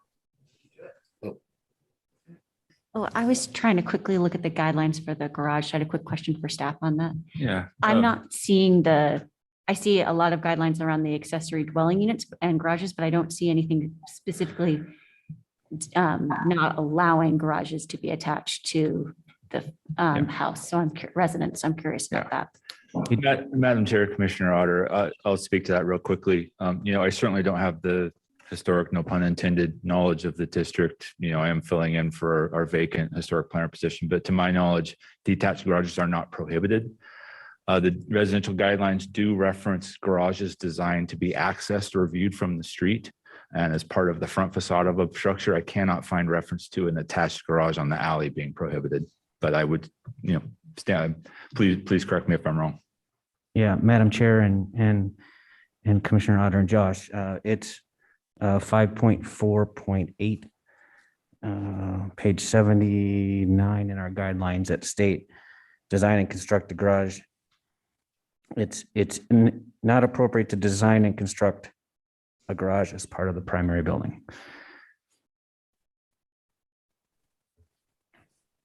Great. Thank you very much. And I know historically in the past, we've seen this and have not, unless in unique situations are always up there, but it's been pretty consistent to not approve attached garages. Are there any other questions for the applicant or staff? All right, well then I will go ahead and close the public portion of the hearing and consider a motion I guess, although before I do that, I might give my thoughts on this particular case. I do appreciate the applicant for listening to the concerns of both the neighborhood association and what we've talked about tonight. I think that that definitely shows a willingness to work in the neighborhood. I think that if we approve this, we will need to make sure that we really outline each of these different things that we've talked about is conditions of approval to make sure that they get in there on the record and become part of the project. I do still have a concern with the height, not necessarily the actual height of the building, but more in relationship to the neighboring houses. And I don't have a very good, I could see a little bit in the pictures of the two neighboring houses and can see that they are quite a bit smaller. And if you look at our guidelines, there's clear graphics on showing that height disparity between the, they don't do that, taller house in between the two smaller houses, but I'm not quite sure what else is beyond those houses and around them. So I'll be kind of curious to hear what my fellow commissioners have to say about the height of it. But otherwise, I would feel comfortable with all the other topics that we've discussed as revisions to the conditions of approval.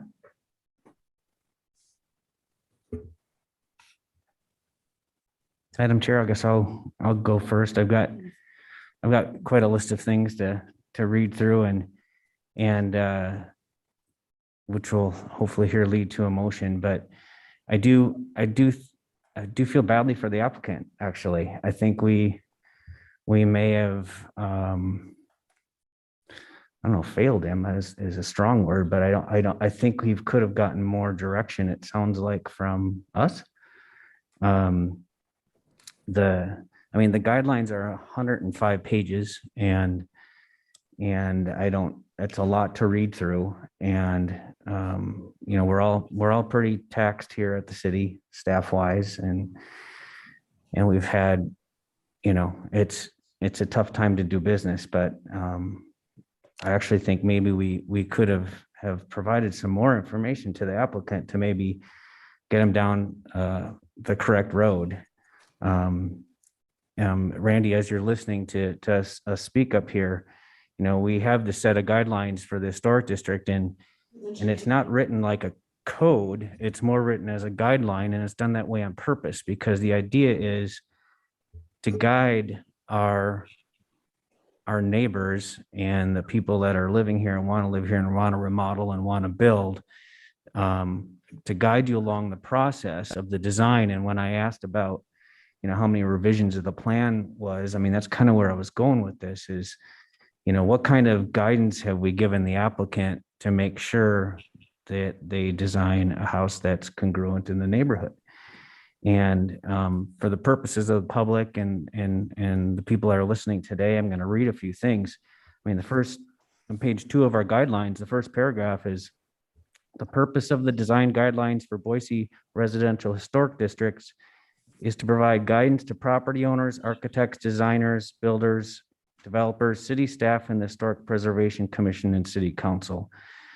So it really is a document that in some ways is difficult to read, but in other ways it's not. It's like, if you just follow this guidance, we can help you design a project that will fit. It states too, and I'll read this it's on page 3, which is it states the new construction should be contemporary but congruous with the existing buildings in their setting and within the historic district as a whole.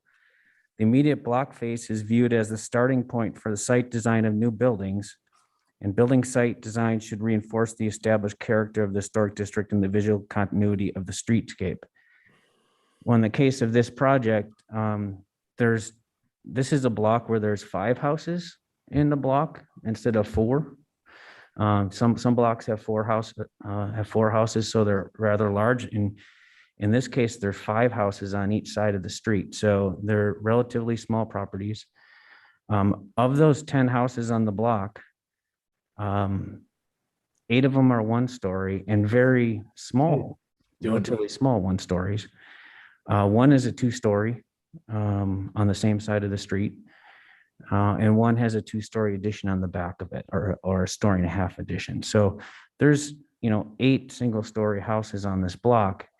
And as you go north in this block, the next 12 houses north are all, there's 10 1-stories and 2 that have 1.5-story additions on it. So it's, the house behind this house is a single story. The house across from this house is a single story. The garages, the 10 garages on this street block, one is 1.5 stories and the rest are all single stories.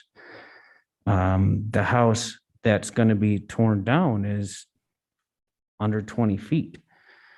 It's a single story house. The house directly to the north is a flat roofed single story. I think it's probably 10, maybe 11 feet at the most. And the house directly to the south of it, again, is similar in size to the current house, which is under 20 feet, it looks like. It might be as high as 20. So I really think the massing is quite off on this compared to the rest of the block. We've talked about the detached garage a little bit, but I'm going to read through. I'm going to read through some other things in the guidelines here. In chapter 2 of the guidelines, it talks about, this is page 6, is new construction within these districts should be congruous with both the immediate context in which the new construction is located, as well as the overall character of the neighborhood. I mean, there's nothing even near this height in 2 blocks, it appears. Further on in section 2, on page 16, says the most significant features of the district are its overall scale and simple character of buildings, grid street layout, and tree-lined landscapes. As a result, the primary goal is preserving the general modest character of each block as a whole as viewed from the street. And just looking at this street, I think this is a quite large massing of the home.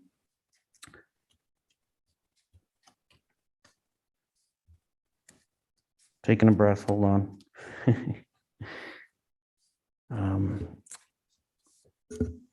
I'm going to start with my motion and then add a few things to it. I will move that DRH 21-00471. I would move for denial based on the following items. Section 5.1.2 is one of them, and that states that it's not appropriate to cast substantial shadows on the south-facing facade of adjoining property, and when you're approaching 30 feet with the house to the north of it. I think that's substantial, as the property owner to the north stated as well. Also, section 5.2 under height width ratio, a similar building height and width is an important feature to maintain throughout the district. New buildings should not overwhelm neighboring structures in height and should remain within a similar range found within the vicinity of the neighboring properties. If the height of the building at the street facade and at the sides facing adjacent sites is similar to the height of buildings on those sites, it is not appropriate. Item 5.2.5, it's not appropriate to add a new building to a site which does not maintain or blend with the heights of buildings on adjacent sites. Danielle, you mentioned this. It's figure 5.2.2, letter A. That's the figure on page 74 of the guidelines that shows, a large house next to some smaller houses, and that's, I think, what we're looking at here. Also notate in my motion figure 5.2.3. I apologize, I take that one back.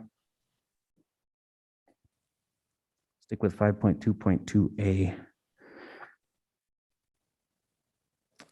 Also note 5.3.1, maintaining the similarity of building roof form and roof porches found on the block when appropriate. That's, I don't feel that we've been appropriate there because of the height of the roof.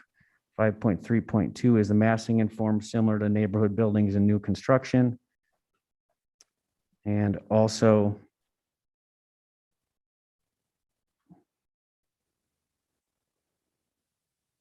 section 5.3.6.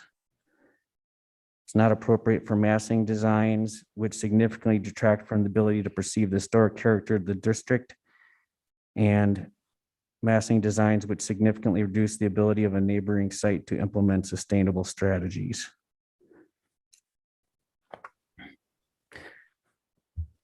We talked about stepping up on the front of the house.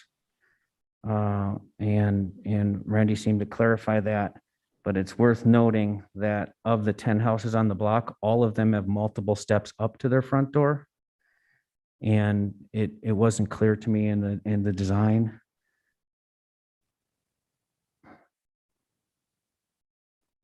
But it does state in 5.4.3 to enhance the primary entrance through steps. And I'd like to maybe see a more clarification of that on the next set of drawings. And a couple more items. 5.4.8 is design and construct garage as part of the primary building. That's just not something we see in historic districts.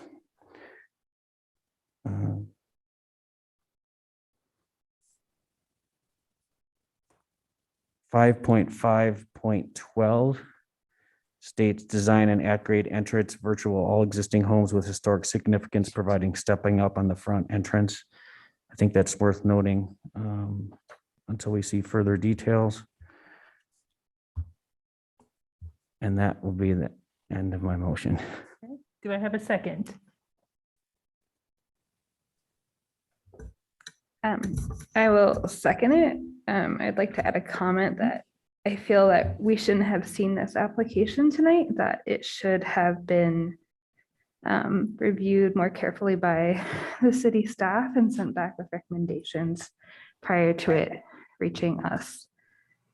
So I hope in the future that we can have a more diligent review of projects, especially these new constructions. Is there any other discussion?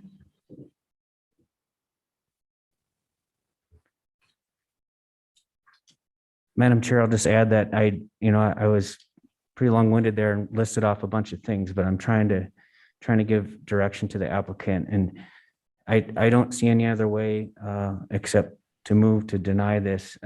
There's too many modifications that would be needed, and making a motion to defer this, because I do think I don't think we should have seen this tonight. I don't want to.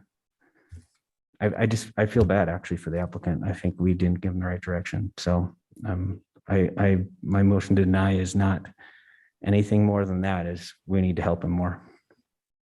Madam Chair, I guess I'm struggling with a couple things. In the application, the building height is still listed at 32 feet, but in Randy's conversation, he talked about it at being 26 feet. So I feel like maybe we missed something there in our information. But I'm still going back to Commissioner Kozik's comment about the garage, and 5.4.8 says design and constructing a garage as part of a primary building should not be appropriate. So it's generally not appropriate to design and construct a garage as part of a primary building. Primary building should not have garages that access from the front elevation or public right of way. The period there is a little weird from a, I'm not a lawyer, but I spend a lot of time reading legal documents. So I feel like the period there is a little bit weird, because it could be that you're not supposed to have a garage that's from the front or public access from the front elevation or public right of way, or it could be that you're not supposed to have a garage attached, and it's not clear how that's getting delineated to me. So I think I would just want staff to clarify that for me in the future. Because I'm not really clear on how that's reading through there. And so I guess I would have a problem with the denial based on that being included in that, because I'm not sure exactly how to read that within the guidelines.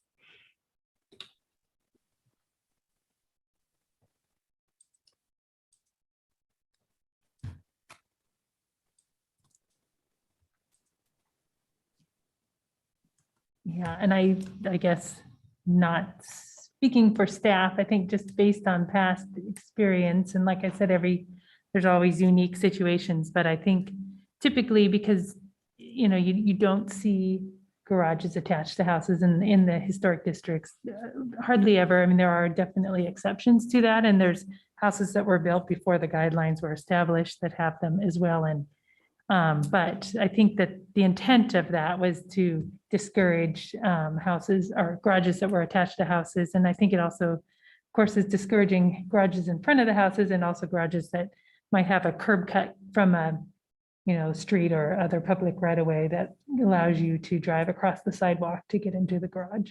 But and I haven't read that section in a while, so if the period in that makes it a little bit confusing, potentially that's just something that we need to amend. Or if it needs to become a condition of approval with some sort of description in for future applications when we see this again. Yeah, Madam Chair and Commissioner Otter. Yeah, there are 2 sentences in that line item. And they both appear to be very different from each other. And that's how I've understood them in the past, as 2 separate items under the same number. And my experience in the 3 years, 1 week of being on here on the commission is that attached garage is not appropriate. Also based on, if you look at all the figures and all the drawings that are utilized and throughout the guidelines, they all show accessory buildings, not attached. So, but noted, Commissioner Otter, that'd be a good thing to get further information on from staff. I can also comment, if you look at the period of significance for the historic districts, they end up to World War II, like basically World War II. That's when it ends. And that's when you have that post-war boom and you have the garage become attached to the house. So that's kind of for these historic districts that we're looking at right now. If we had a mid-century historic district, this would not be in there because every single house has an attached garage. So it's just a trend, the neighborhood trend. And that's, I think, what the guidelines were getting at the time, is that this was the trend of buildings and home styles. And so the garage was always like towards the rear or accessed from the alley. It was always in the cases, I think in the East End, where you might have a garage that accesses from the front. It's probably built around that time frame in the early 40s to mid 40s when that trend started to change. So. Okay, are there any other comments or questions? Well, I think we have a motion and a second. So Nikki, if you could call the question, please. Commissioners Weaver, Aye. Koski, Aye. Malloy, Aye. Ape, Aye. Kintai, Aye. Otter. Aye. Motion carries 6-0. 6-0. Thank you. Okay, item number 4, please. Okay. All right, thank you, Madam Chair, members of the commission. DRH 21-00472 at 1301 North 18th Street is a certificate of appropriateness request to construct an addition to an existing detached garage on property in R1CH zone. It is in the North End Historic District, and the classification is contributing. The property is a corner lot at the northwest intersection, on the northwest corner of Brumbach and 18th Street. There is an existing fairly large home on the property with a small detached garage near the alley on that north property line. The applicant has requested approval to create a 1.5-story addition to that garage. It will be expanded to the south within the yard, maintaining a similar setback from the alley in the rear. The addition to the garage, the applicant stated in the application will be used for a storage space. And you can see in the elevations here, that's the alley facing elevation with the garage doors on it. You can see that single story portion of the garage adjacent to the neighbor's property with the story and a half addition extending to the side. Again, some elevations, the side elevations of the proposed structure. The existing home facing 18th Street, again, is a fairly large craftsman style home. With that, staff has recommended approval with conditions. The applicant is present online, and I would stand for any questions. Great, thank you. Are there any questions for staff? Okay, is the applicant present?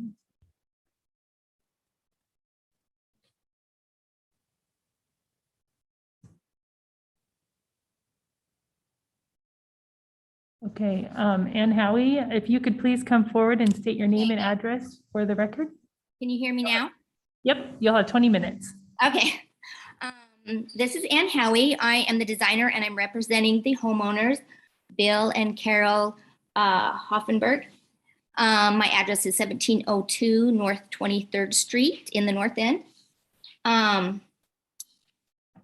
They want to build an addition to the garage because they can't get in the single car garage right now. On the other side of the alley is a garage. So, and then you have a single door, which is fairly narrow, so they can't pull in. So part of adding on to the garage is to get them a big 18-inch wide garage door so they can pull into the garage.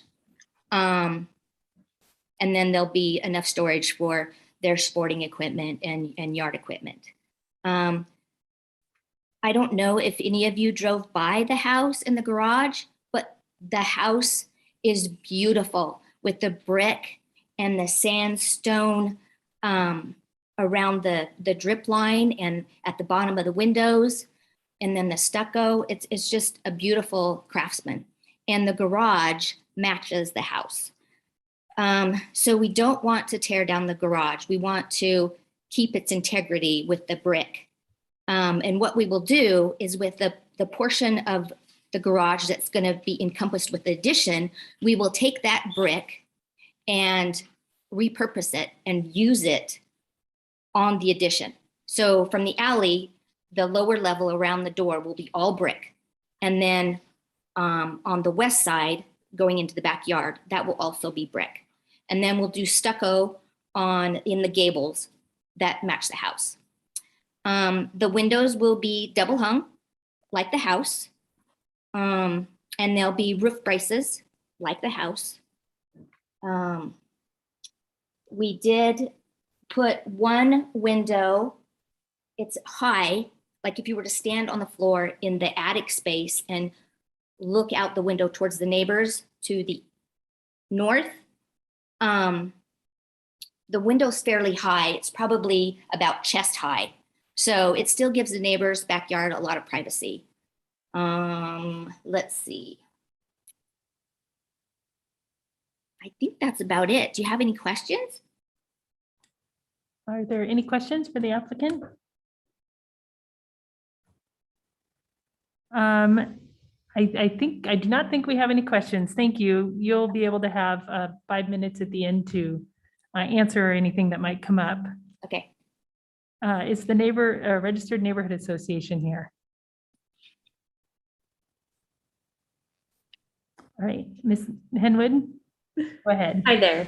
Yes, thanks, Madam Chair. Kate Henwood, 1116 North 12th Street.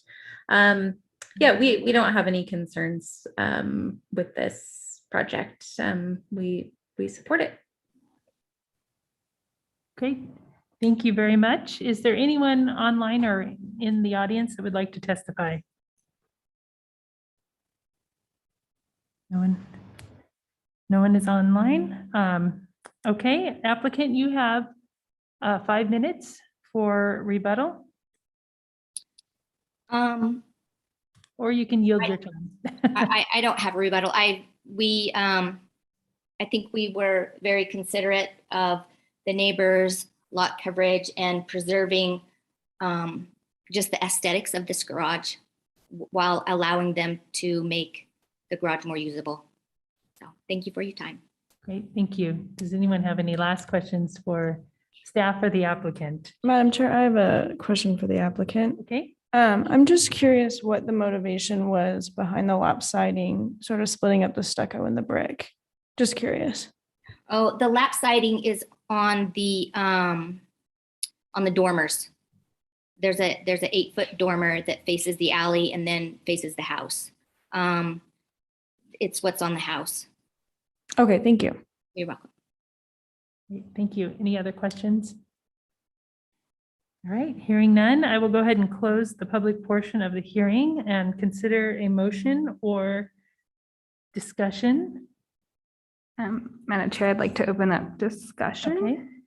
So the reason I wanted to pull this off the consent agenda was we don't look at garages a lot, and there's a lot of garages that get torn down or converted to ADUs, like they're proposing here.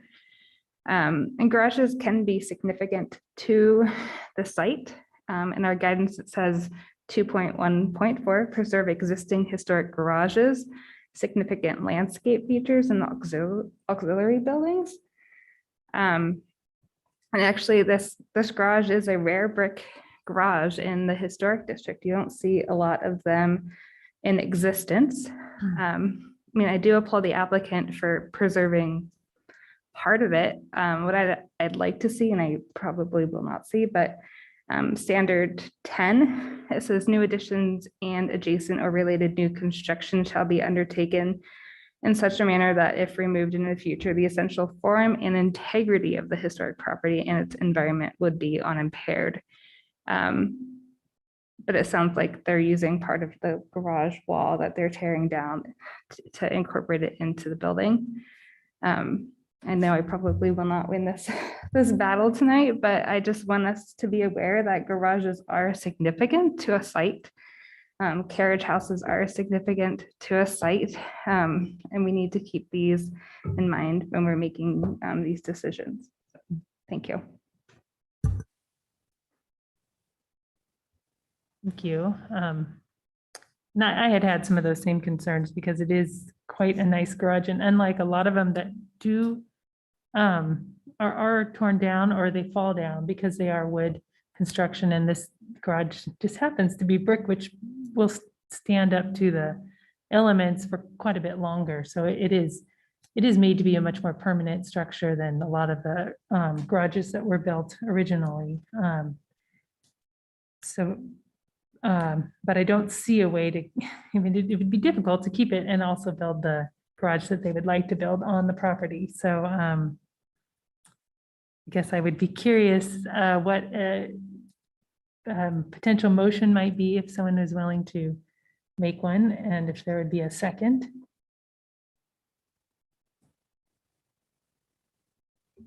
I'd be willing to make a motion to approve DH 021-00472 as recommended by staff. Do I have a second? I'll second. Okay, Commissioner Kintai. Okay, Nikki, please call the roll. Commissioners Weaver, No. Commissioner Koski, No. Malloy, No. Cape, Aye. Kintai, Aye. Otter. Aye. Motion fails due to lack of. I lost my train of thought. I'm so sorry. I can't think of the word. I apologize. Majority, thank you. Do we have to come to a majority before we can move on? Madam Yeah, Chair, or different, yeah. members of the commission, yes, you would need to come to a vote that succeeds to move on. Madam Chair, just to add to the discussion, I didn't speak up earlier, but it would be helpful for us, and maybe this, Josh, is something for the future, if we had reports of the historic survey. We used to have those in our packets of each property. And even when additional outbuildings or accessory buildings are on property, and even if they're not labeled or marked as contributing, those surveys actually can give us quite a bit of information. So often they speak of the outbuildings and how it may contribute to the property itself, even if the building itself, even if that garage or outbuilding is not a contributing structure in the survey. So I think I feel that in my voting no on this I'd almost rather defer it. Like, I want more information in order for me to appropriately vote, because of all the things that Madam Chair and the other commissioners have said. It's a brick garage, which is very rare, and it matches the house, and it's a tough one to remodel, and still keep its structure. I'll also note that the plans and the drawings that are in the packet don't give us a good idea of what the addition is going to look like. So having a survey, having maybe some more detailed plans would be very helpful to me as a commissioner to hopefully, approve this in a future meeting. Would you like to make another motion? I will, sure. We'll move. Let's see. This is DRH 21-00472 at 1301 North 18th Street, correct? Yep. I'll move for deferral, and with the idea the applicant will come back with further more detailed plans, and that we would be able to see a historic survey. Do I have a second? I'll second. Nikki? I'm sorry, was Commissioner Otter the second on that item? No. Malloy, thank you. Yeah. Commissioner Weaver, Aye. Koski, Aye. Malloy, Aye. Pape, Aye. Kintai, Aye. and Otter. Aye. All in favor, motion carries. Okay, thank you. All right, I think item number 5 is next, DRH 21-00482.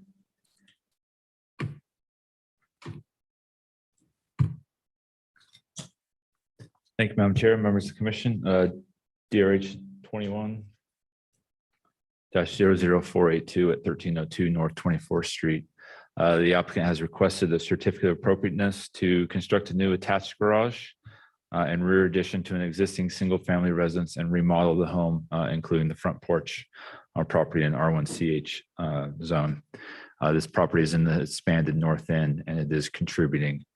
And I'll speak to that a little bit more later in the presentation. So the applicant, or the subject property, is on the northeast corner of Reidenbaugh Street and North 24th Street.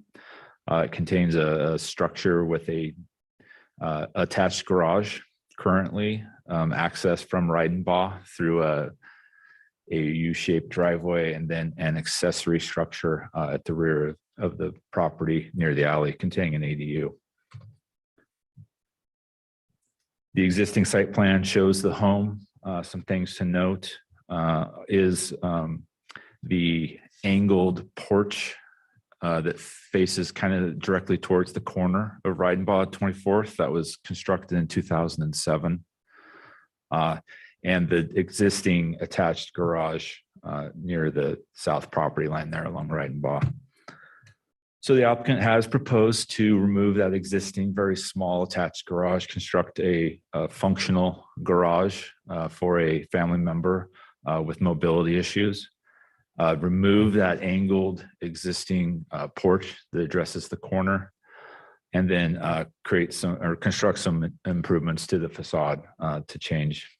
So existing elevations, you can see the angled porch there on the west elevation that faces the corner. And then the street facing elevation for the south with that smaller kind of detached garage in the low portion of the roof there. The proposal would reconstruct the home to create a gabled appearance from 24th Street. And then the addition on the rear of the home for some additional living space with that. And then also the larger usable attached garage. The applicant took the step of requesting a determination of eligibility from the State Historic Preservation Office, which was included in your packets. That determination came back that the property is ineligible and should actually be non-contributing. They identify a number of factors, some inappropriate construction that took place, most notably that angled porch that faces the corner that was done in 2007. They felt met the findings to make the home non-contributing. A status change is not before you in the request tonight. That would be a separate subsequent application. But the applicant, I believe, did want to provide that information for your consideration tonight in your decision. And I believe they are available online and want to speak further on that as well. Photo of the existing home. This would be from 24th Street. You can see that angled porch that comes off of this kind of, we'll call it center of the home, and then the elevation facing 24th Street. So with that, staff did recommend approval of DRH 21482 with conditions, and I would stand for questions. Thank you. Are there any questions for staff? I have a question. Can we address that issue with the, change it to non-contributing tonight too, or no?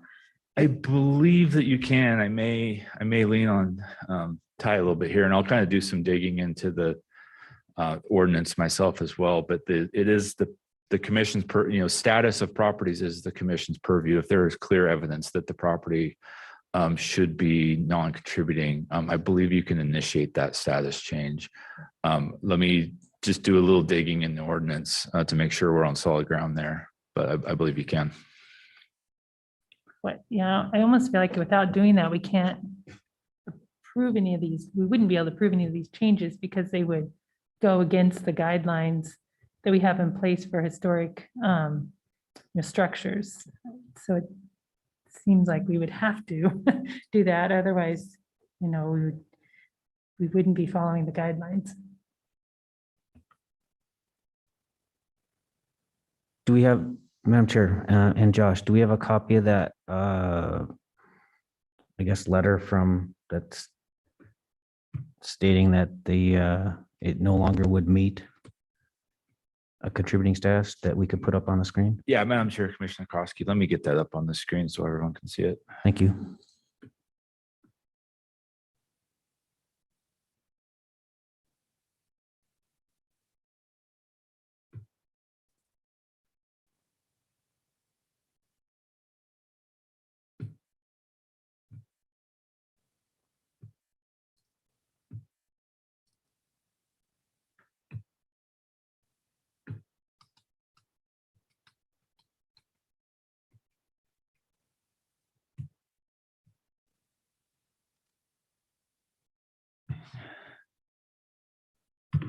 Get legible real quick.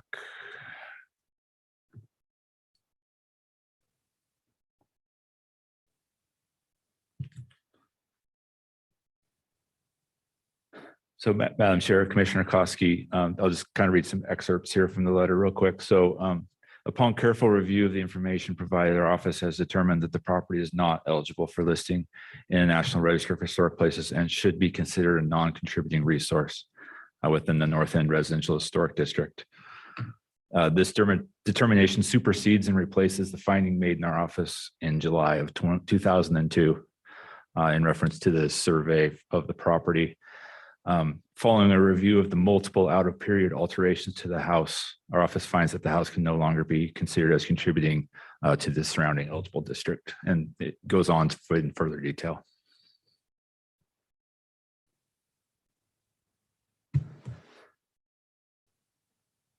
Thank you. Well, so you're looking into that a little bit. Should we move on to the applicant then? Okay, is the applicant present?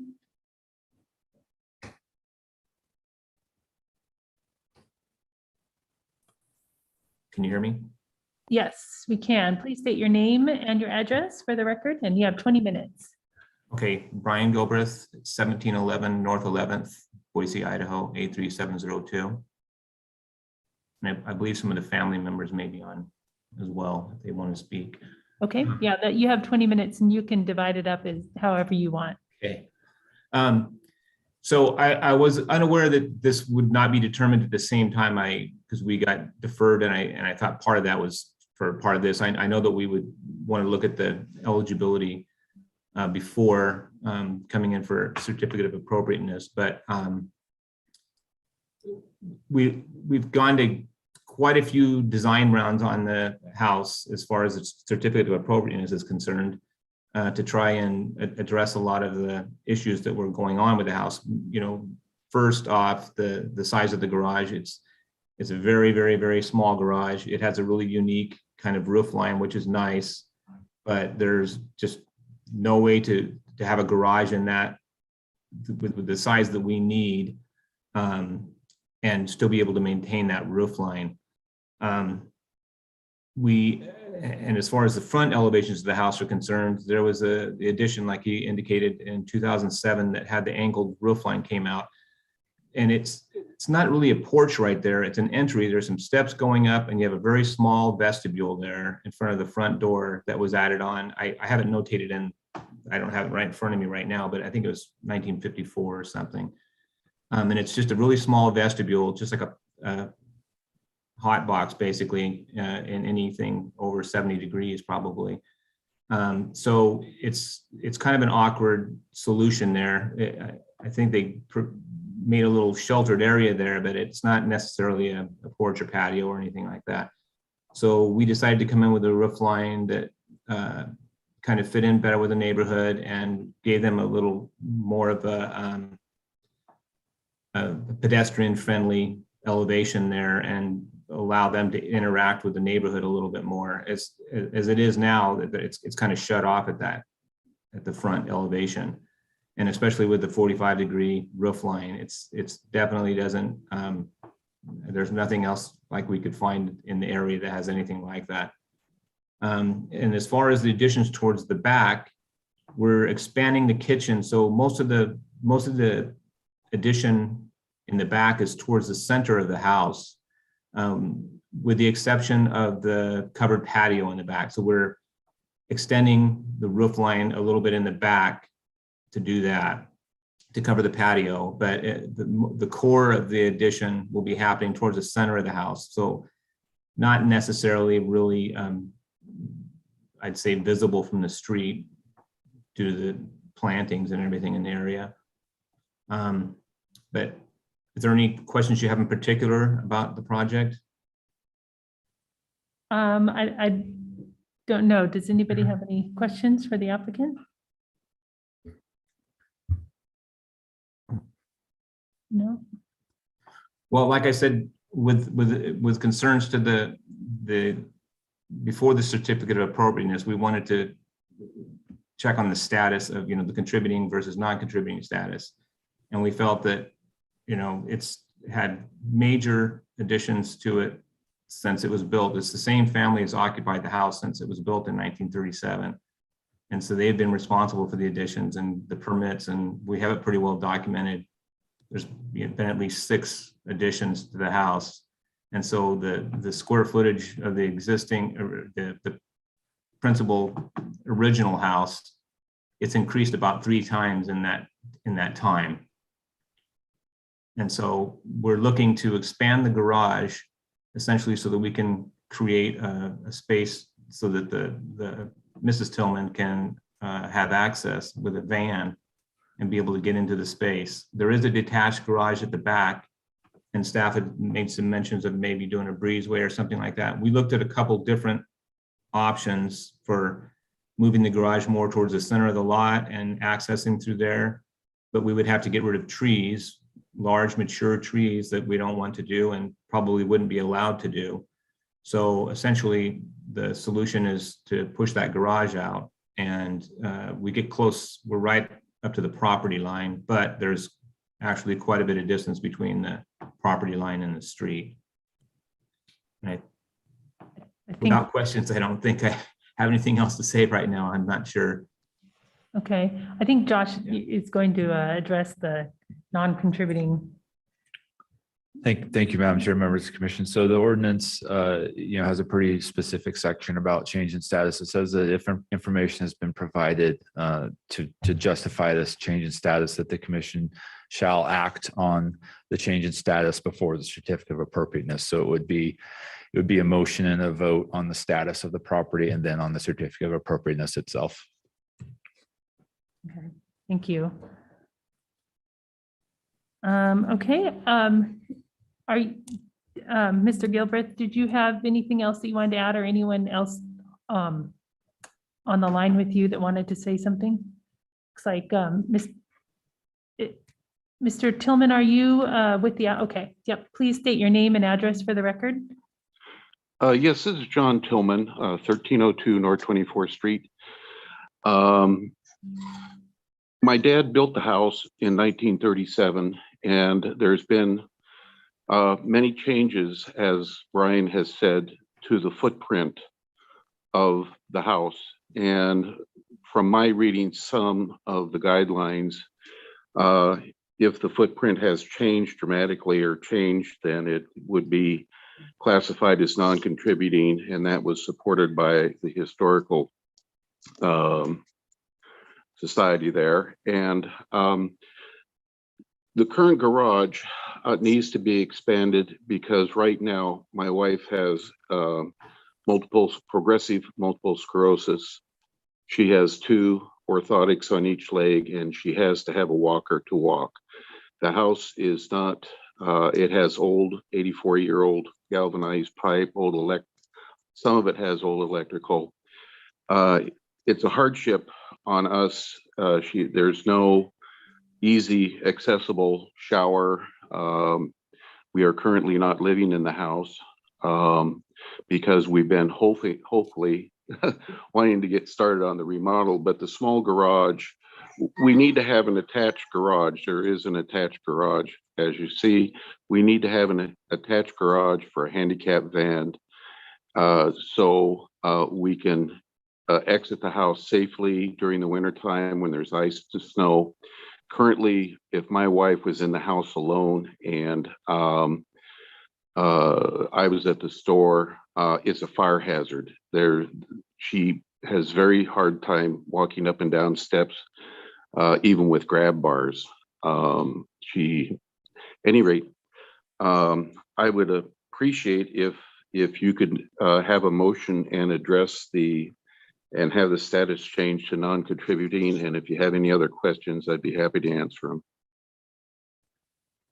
Thank you. Are there any questions for the applicant? No, I think that we do not have any questions at this time, but you'll get another chance to speak in a few minutes. Is the Registered Neighborhood Association here to testify? Ms. Henwood, go ahead, please. Thank you. Kate Henwood, 1116 North 12th Street. Yeah, when we had originally reviewed this, it was with the understanding that the home was contributing. So as you can imagine, we had many objections, but in light of this new information, I don't think we have any major concerns. Want to make sure that the side setback is addressed with a variance. I know it can be tricky on those corner lots. Looks like there's still a good amount of distance, as the applicant said, between the street and that south side of the garage. But just wanted to mention that. Otherwise, we're good. Okay, great. Thank you very much. Is there anybody in the audience that would like to testify tonight? No one online. Okay, it doesn't look like it. Are there any questions for staff or the applicant? Madam Chair, I have a question for staff. On the contributing factors, the SHPO letter at the bottom, it says that that they cannot be a substitute for evaluations made at the local level of the city of Boise at staff and the Historical Preservation Commission. Has staff done any evaluation of whether this is contributing or not contributing? Madam Chair, Commission Member Otter, no. And I believe what they're alluding to is that their determination cannot take the place of the Historic Preservation Commission. Our code gives the authority in determining and changing status to the Historic Preservation Commission specifically. So, I think that was kind of a disclaimer that, they cannot change status. It would have to be an action by the city of Boise, i.e. the Historic Preservation Commission. Great, thank you. Okay, the applicant, you have 5 minutes for rebuttal or anything else that you'd like to mention. Am I on? Oh, that's right. Yes, this is John Tillman. Okay, thank you. Please go ahead. Yes. We've spent tens of thousands of dollars on architectural fees and to make this a livable space in our senior years. We're both over 70.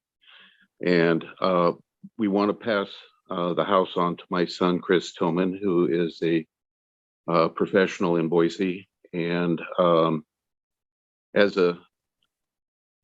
just wish we could get through this a little bit. We'll have to go through the proper steps, but we would certainly like to have an approval. And any rate, thank you. Great, thank you very much. Do I have any last minute questions for either?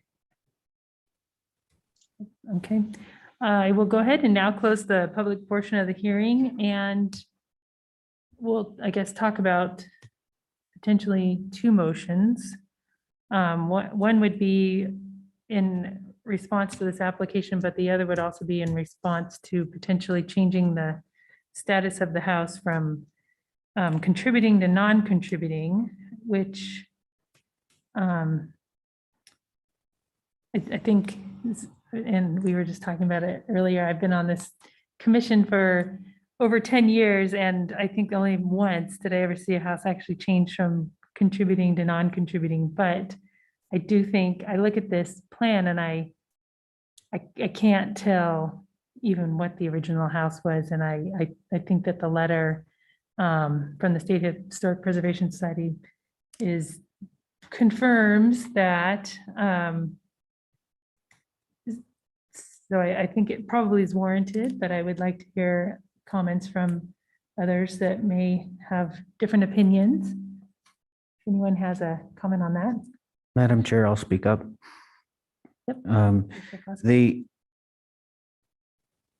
I wish we had a copy of the historical survey. I think that'd be really important as part of our packet. The survey that was done in 2002. So I think, again, note, Josh, for future that we include those if we can in the packets. That being said, a letter from State Historic Preservation Office is significant. They're the pros. And noting that the alterations that have been done, you can see it from the photos, they have been significant over time. And, like you just said, we don't take these lightly. This is a big thing to lose another contributing house. But if alterations have been done as significant as they have been, especially to the front of the house, I would agree with the State Historic Preservation Office letter. It also is worth noting to us as commissioners, when we're approving projects and going forward with other projects that we approve, we have to keep in mind that any project we approve on a contributing house, at the end goal of that project, the goal should be that it's still a contributing house.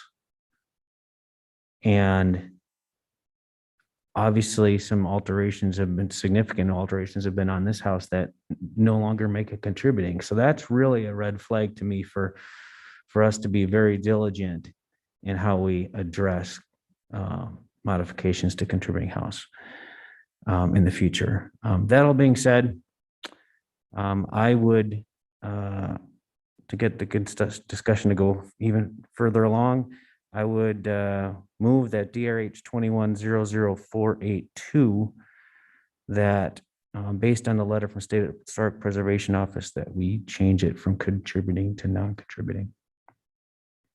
Thank you, Madam Chair. Do I have a second? I'll second that.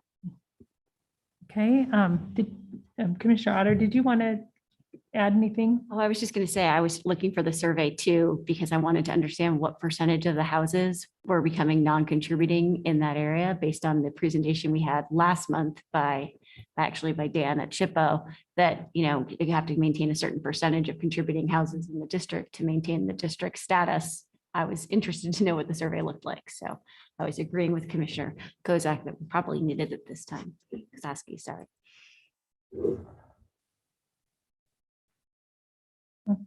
Okay, well, we have a motion and a second. So Nikki, please call the roll. Commissioners Weaver, Aye. Koski, Aye. Malloy, Aye. Pape, Aye. Kintai, Aye.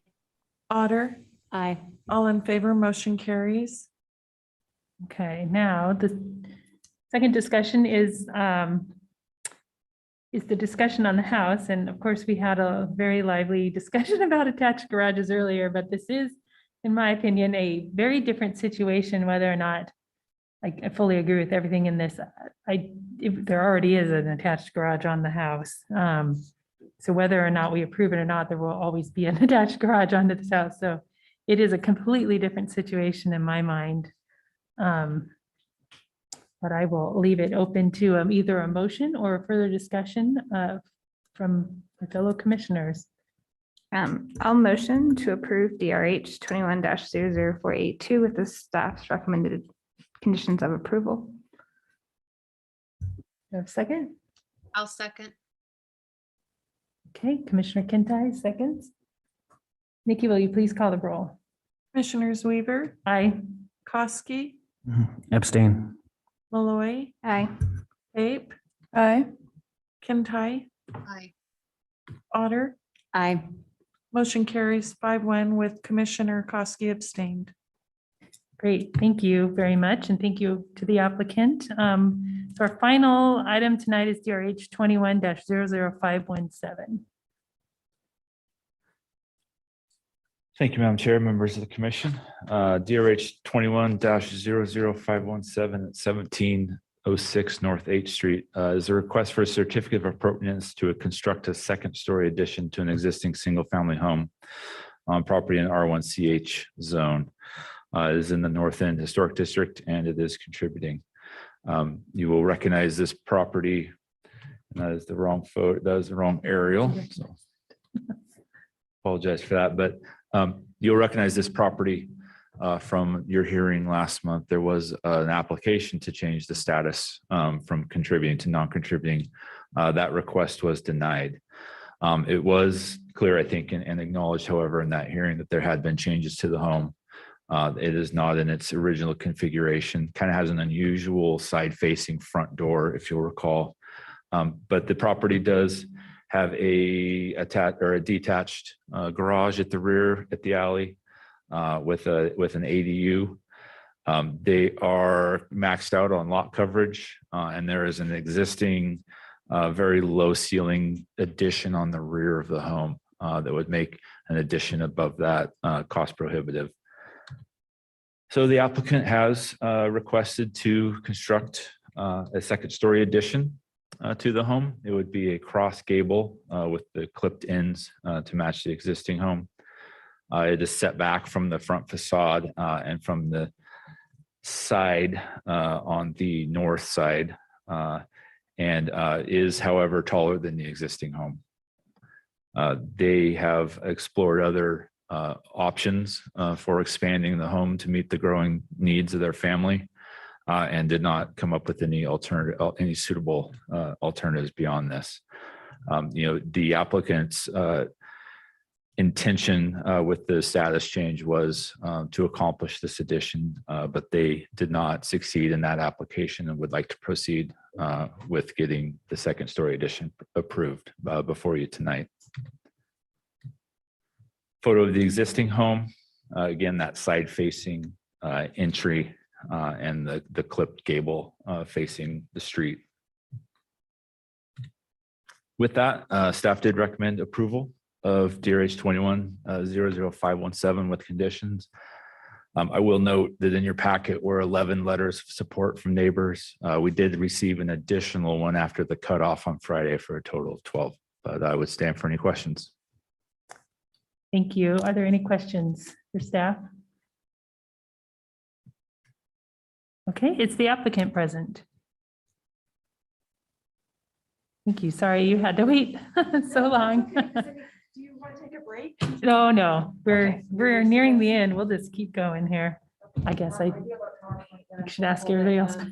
I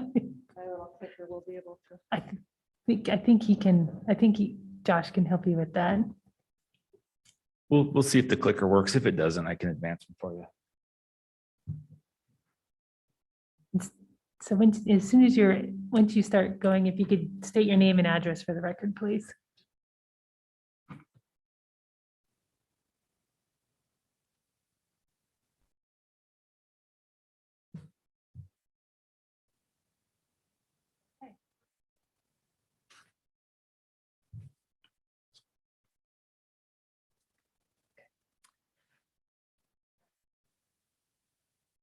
Madam Chairman, Commissioners, my name is Whitney Jankowicz. I'm here with my husband, Todd Jankowicz, and we are here seeking a certificate of approval for our home, 1706 North 8th Street. This is a picture of our home, as you saw from Mr. Wilson's presentation. We've lived here since 2005, so for 16 years, and we now live there with our two children, ages 13 and 11. The big picture of what we're looking for in the certificate of approval is it's about a 500 square foot addition for which we're seeking approval. It does require a 4-foot height increase to a contributing home. And I'm going to provide several reasons why I believe that our home is uniquely situated for Historic Preservation Commission approval, recognizing that it's not something in the norm for this commission. The first reason is it's a substandard lot. Second, this is a modest addition. It's set far back from the front. We have neighborhood support. And finally, the home is contributing, but it's not original. This is the picture that Mr. Wilson just showed you. We are pretty much out of options. We have a really long, skinny lot, and we have open space that is our small backyard that we enjoy right now. That's about 25 by 40 feet. I do also point out that we have a very small front yard. It's just a really narrow strip. And that's because the home was enclosed like we discussed last month. The basement, that's where our master bedroom is now. Josh addressed why we can't go up over the white part of the roof. And this is what we're left with is a second story addition. I believe it's a pretty modest addition. It's about 505 square feet. Our entire home is about 1,633 square feet right now. All we're seeking to do up there is house those stairs to get up there, and then a master bedroom, closet, and a master bath. The idea is that right now, our master is in the basement. So if we can get that up to the second story, then that basement area can be the space that we want for our kids as they are 11 and 13 to start be able to have slumber parties, have friends over, just kind of the teenager hangout space, along with we would be able to access the closets that are down there for additional storage. This is a real traditional old house, and our kids' closets are, maybe this big. So just typical off-season clothing storage for them downstairs as they just are getting a lot bigger. So the 1633 plus 505 square feet, That would put the total square footage around 2,138 square feet. I just point this out because it just feels so reasonable to me in that we're not asking to build some big McMansion on 8th Street. This thing still afterward is going to be under 2,200 square feet. The third reason that I think it's uniquely situated for approval where others might not be is that we have really set this back from 8th Street. Now, would I love to be able to use that area in the front? Yes. You know, I would love to be able to put the addition all the way to the front and gain another 350 square feet. In the numbers that we're talking about proportionally, that is really significant. But I note that it's 12 feet back. We had a lot of respect for the guidelines.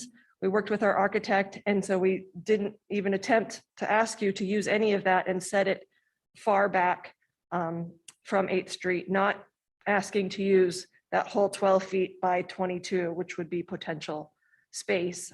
Again, out of respect for the guidelines, and we appreciate what everyone here does, and we want to continue to maintain the integrity of what we love about the North End.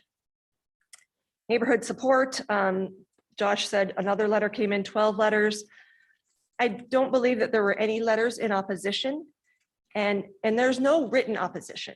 I don't know if Nina is going to speak or Preservation Idaho, but I just note that I didn't receive anything in writing as part of the packet opposing our project. Regarding some of the neighborhood support, we have a letter from the neighbors directly to the south, directly to the east, directly to the north. I have a feeling that that other letter that came in is directly to the east, and then all of those other letters supporting our project. And our home is contributing status. We went through that last month, but it's not original. I think at the end of that meeting, we learned that a home can be contributing even though the front facade has been changed significantly. And I don't think that anybody had any question that when our home was originally. Excuse me, sorry to interrupt. And Madam Chair, could you speak in the microphone, please? Because we have public that's listening also online. So I apologize for interruption. No, thank you, Commissioner Koski. I apologize. I feel more comfortable moving around, but so I think that there was no question that the home originally, when built in 1900, looked a lot like this, a pyramid hip, west-facing entrance as all the other homes on 8th Street with a porch. And then now we have the clipped gable, and the entrance has been moved around to the south side. So the home has been significantly altered from 1900. It is still contributing, but it has been altered. And from our perspective, this should allow just some latitude in permitting changes to accommodate our growing family. And from my perspective, it provides a distinguishing factor in addition to the other factors that I've mentioned to others who may come before this commission and request a height increase to their contributing house. Again, there are many unique factors that would allow us, I believe, to just have a modest increase of 4 feet overall. I think this is part of what Mr. Wilson provided to you, but all of the homes around us are second story. Even with the 4-foot increase, it would be shorter than all of the houses around us, which goes to what Commissioner Koski was speaking to in the inverse regarding not wanting to allow one tall house with all the short houses. Even now, we are the short house, and we still will be the short house, even if you allow the 4-foot increase. So because we have a substandard lot, are pretty much out of options, because I believe this is a modest addition that has taken into account respect for the guidelines. We have overwhelming neighborhood support, including the adjacent neighbors, and the fact that our house is contributing, but it's not an original status. You have a choice to either approve or reject our certificate of appropriateness tonight. And on behalf of my family, I'm just going to ask you to approve it. And with that, I'll stand for any questions. Great, thank you. Do we have any questions for the applicant?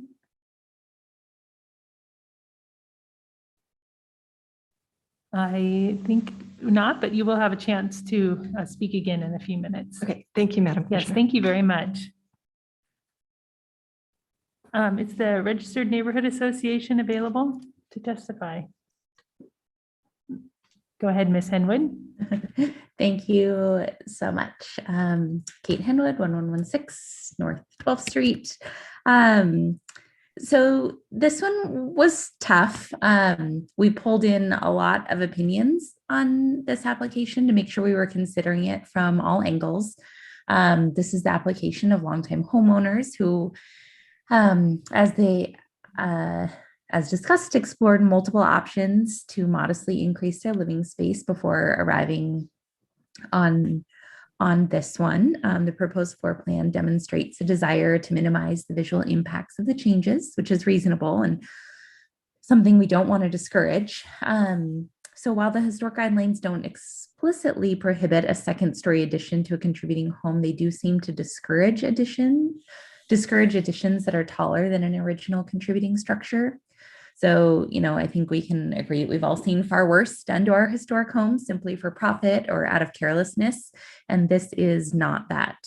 Our concern is that the next application or the one after that may not be so reasonable, and by supporting this application, we worry about setting a precedent that has the potential to impact the approval of additions that are not so thoughtful or modest and have the potential to have a detrimental impact to our district's historical integrity. So it's hard to know to what degree the ripple effect will be, but it's surely not so insignificant that it shouldn't be given due consideration.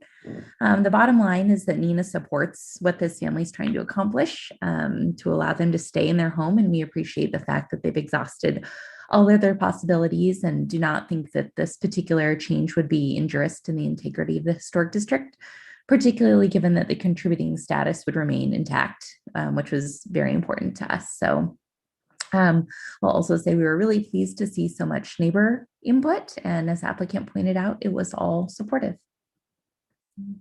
Great, thank you very much. Is there anyone in the audience wishing to testify tonight? All right, doesn't look like there are. Applicant, you have 5 minutes. If you'd like to say anything else, you're also welcome to yield your time. Either is fine. I understand Ms. Henwood's concern, and that's, I believe, what the bulk of my presentation spoke to. I just want to remind this commission that you have the power to decide things on a case-by-case basis.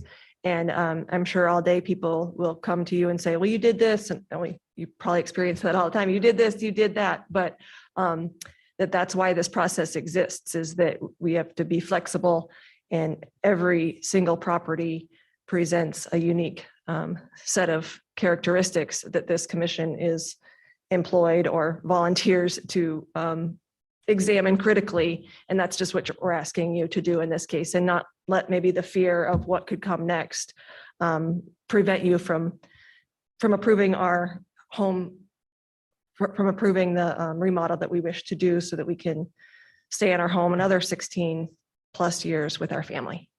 Thank you. Great, thank you. Are there any questions for the applicant or staff? Okay, well then I will go ahead and close the public portion of the hearing and consider a motion or discussion. Madam Chair, I'll open up discussion. Okay, go ahead, Commissioner Koski. I agree with pretty much everything that's been said so far by the neighbor associations, by the applicant. We've seen this come up in front of us before recently, so we've been working on this for a while, and I appreciate the diligence and efforts that they've made. My concern isn't what comes next month or what. That's not my concern so much. Is my one concern is, will this still be a contributing property after the improvements that are made? And I really would be interested in what other commissioners here have to say on that, because That's really what I need to be convinced on, because we are going up in height. We are going in up, we are going in width, we are going up in height. You know, as the applicant stated, that's not something we normally do. You know, we've seen that in the past. But is it still going to be a contributing property when it's all done? And that's what I'm concerned about. So those are my comments for now, Madam Chair. Thank you, Commissioner Koski.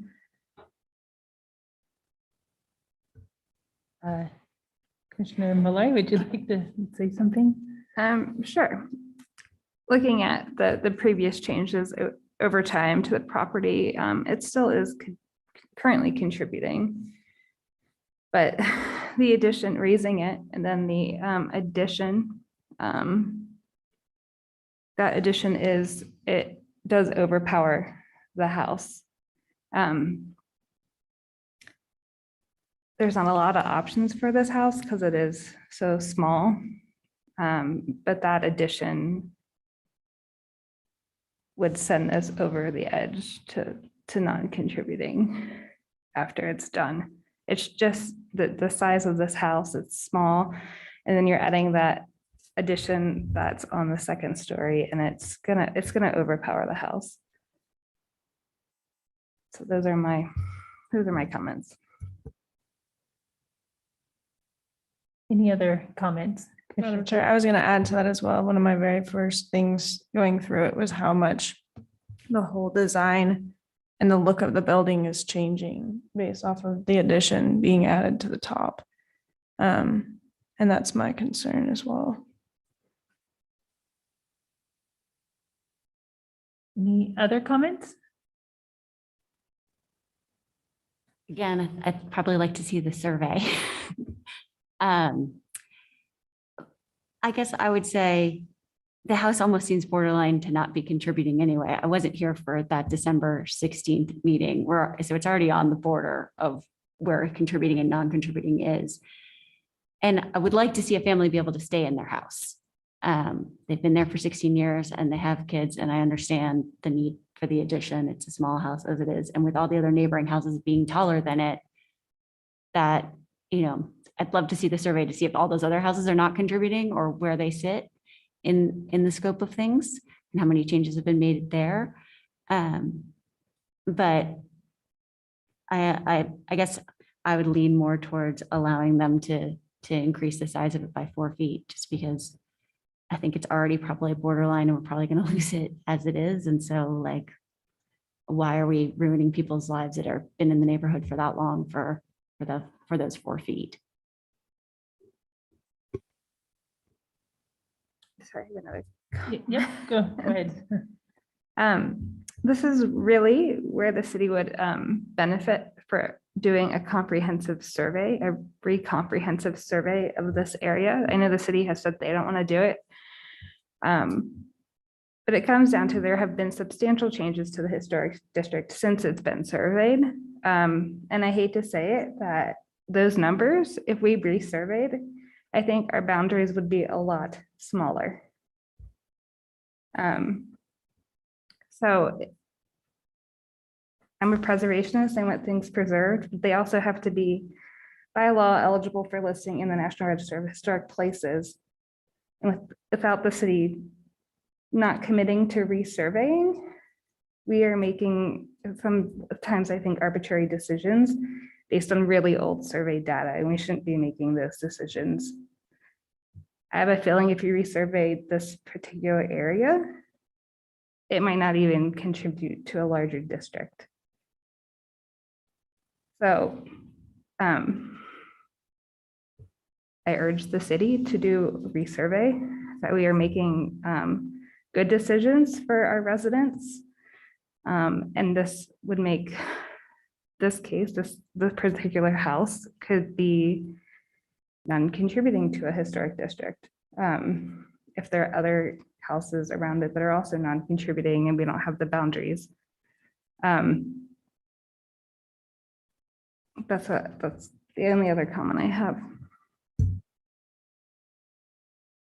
Thank you. Well, unfortunately, we do have to work with what we have today. So we'll have to make a motion based on that. And I do you feel that the addition, depending on how you look at it, does somewhat overpower the house? I guess my biggest concern is that, which in my mind would make it become potentially non-contributing, is that once it's on, you can't really ever take it off and the house won't go back to what it originally was. It's changing the whole composition of the house. And so I think, and that's one of the guidelines to a house being contributing, is to be able to take off the addition and still see the original house there. And that, in my mind, wouldn't happen because the whole middle of the house is changing or coming out. But I do understand that there are very, very little options in this house, and it's unfortunate that, you know, the back can't be expanded, because it would be a perfect opportunity to kind of tuck that addition away behind at the back of the house. But I know that's been explored and it's not an option at this point in time. I don't know if somebody wants to make a motion. Madam Chair, I'll make a motion to get things started, maybe offer some more discussion. I'm looking for the notations in our guidelines as far as adding additions to new houses, but, or excuse me, additions to contributing houses. It's 4.1.2. 4.1.2. All right, there we go. So I will move for DRH 2100517 for denial based on the addition, and it's notated in 4.1.2 from that the addition takes over the original building as far as proportion and massing and scale, and ultimately that once the addition is on, it will likely be a non-contributing structure. And without the ability to remove the addition at some point in time and still being a contributing structure, I note those as my reasons for denial. I will say I make this motion regrettably because we've got an unfortunate situation. And whereas we can talk about this, you know, wanting to stay in the neighborhood and all these kind of great things. I live in the historic district also. We have to go by the guidelines, what's the rules are that as commissioners that we've been given in front of us, and that according to the guidelines, this addition doesn't meet those. Thank you, Madam Chair. Okay, do I have a second? I'll second. Okay, we have a nomination in a second. Nikki, can you call roll? Commissioners Weaver, Aye. Koski, Aye. Malloy, Aye. Pape, Aye. Kintai. Aye. Otter. No. Motion carries 5-1 with Commissioner Otter opposed. Great. Well, thank you very much. That concludes our hearing for tonight.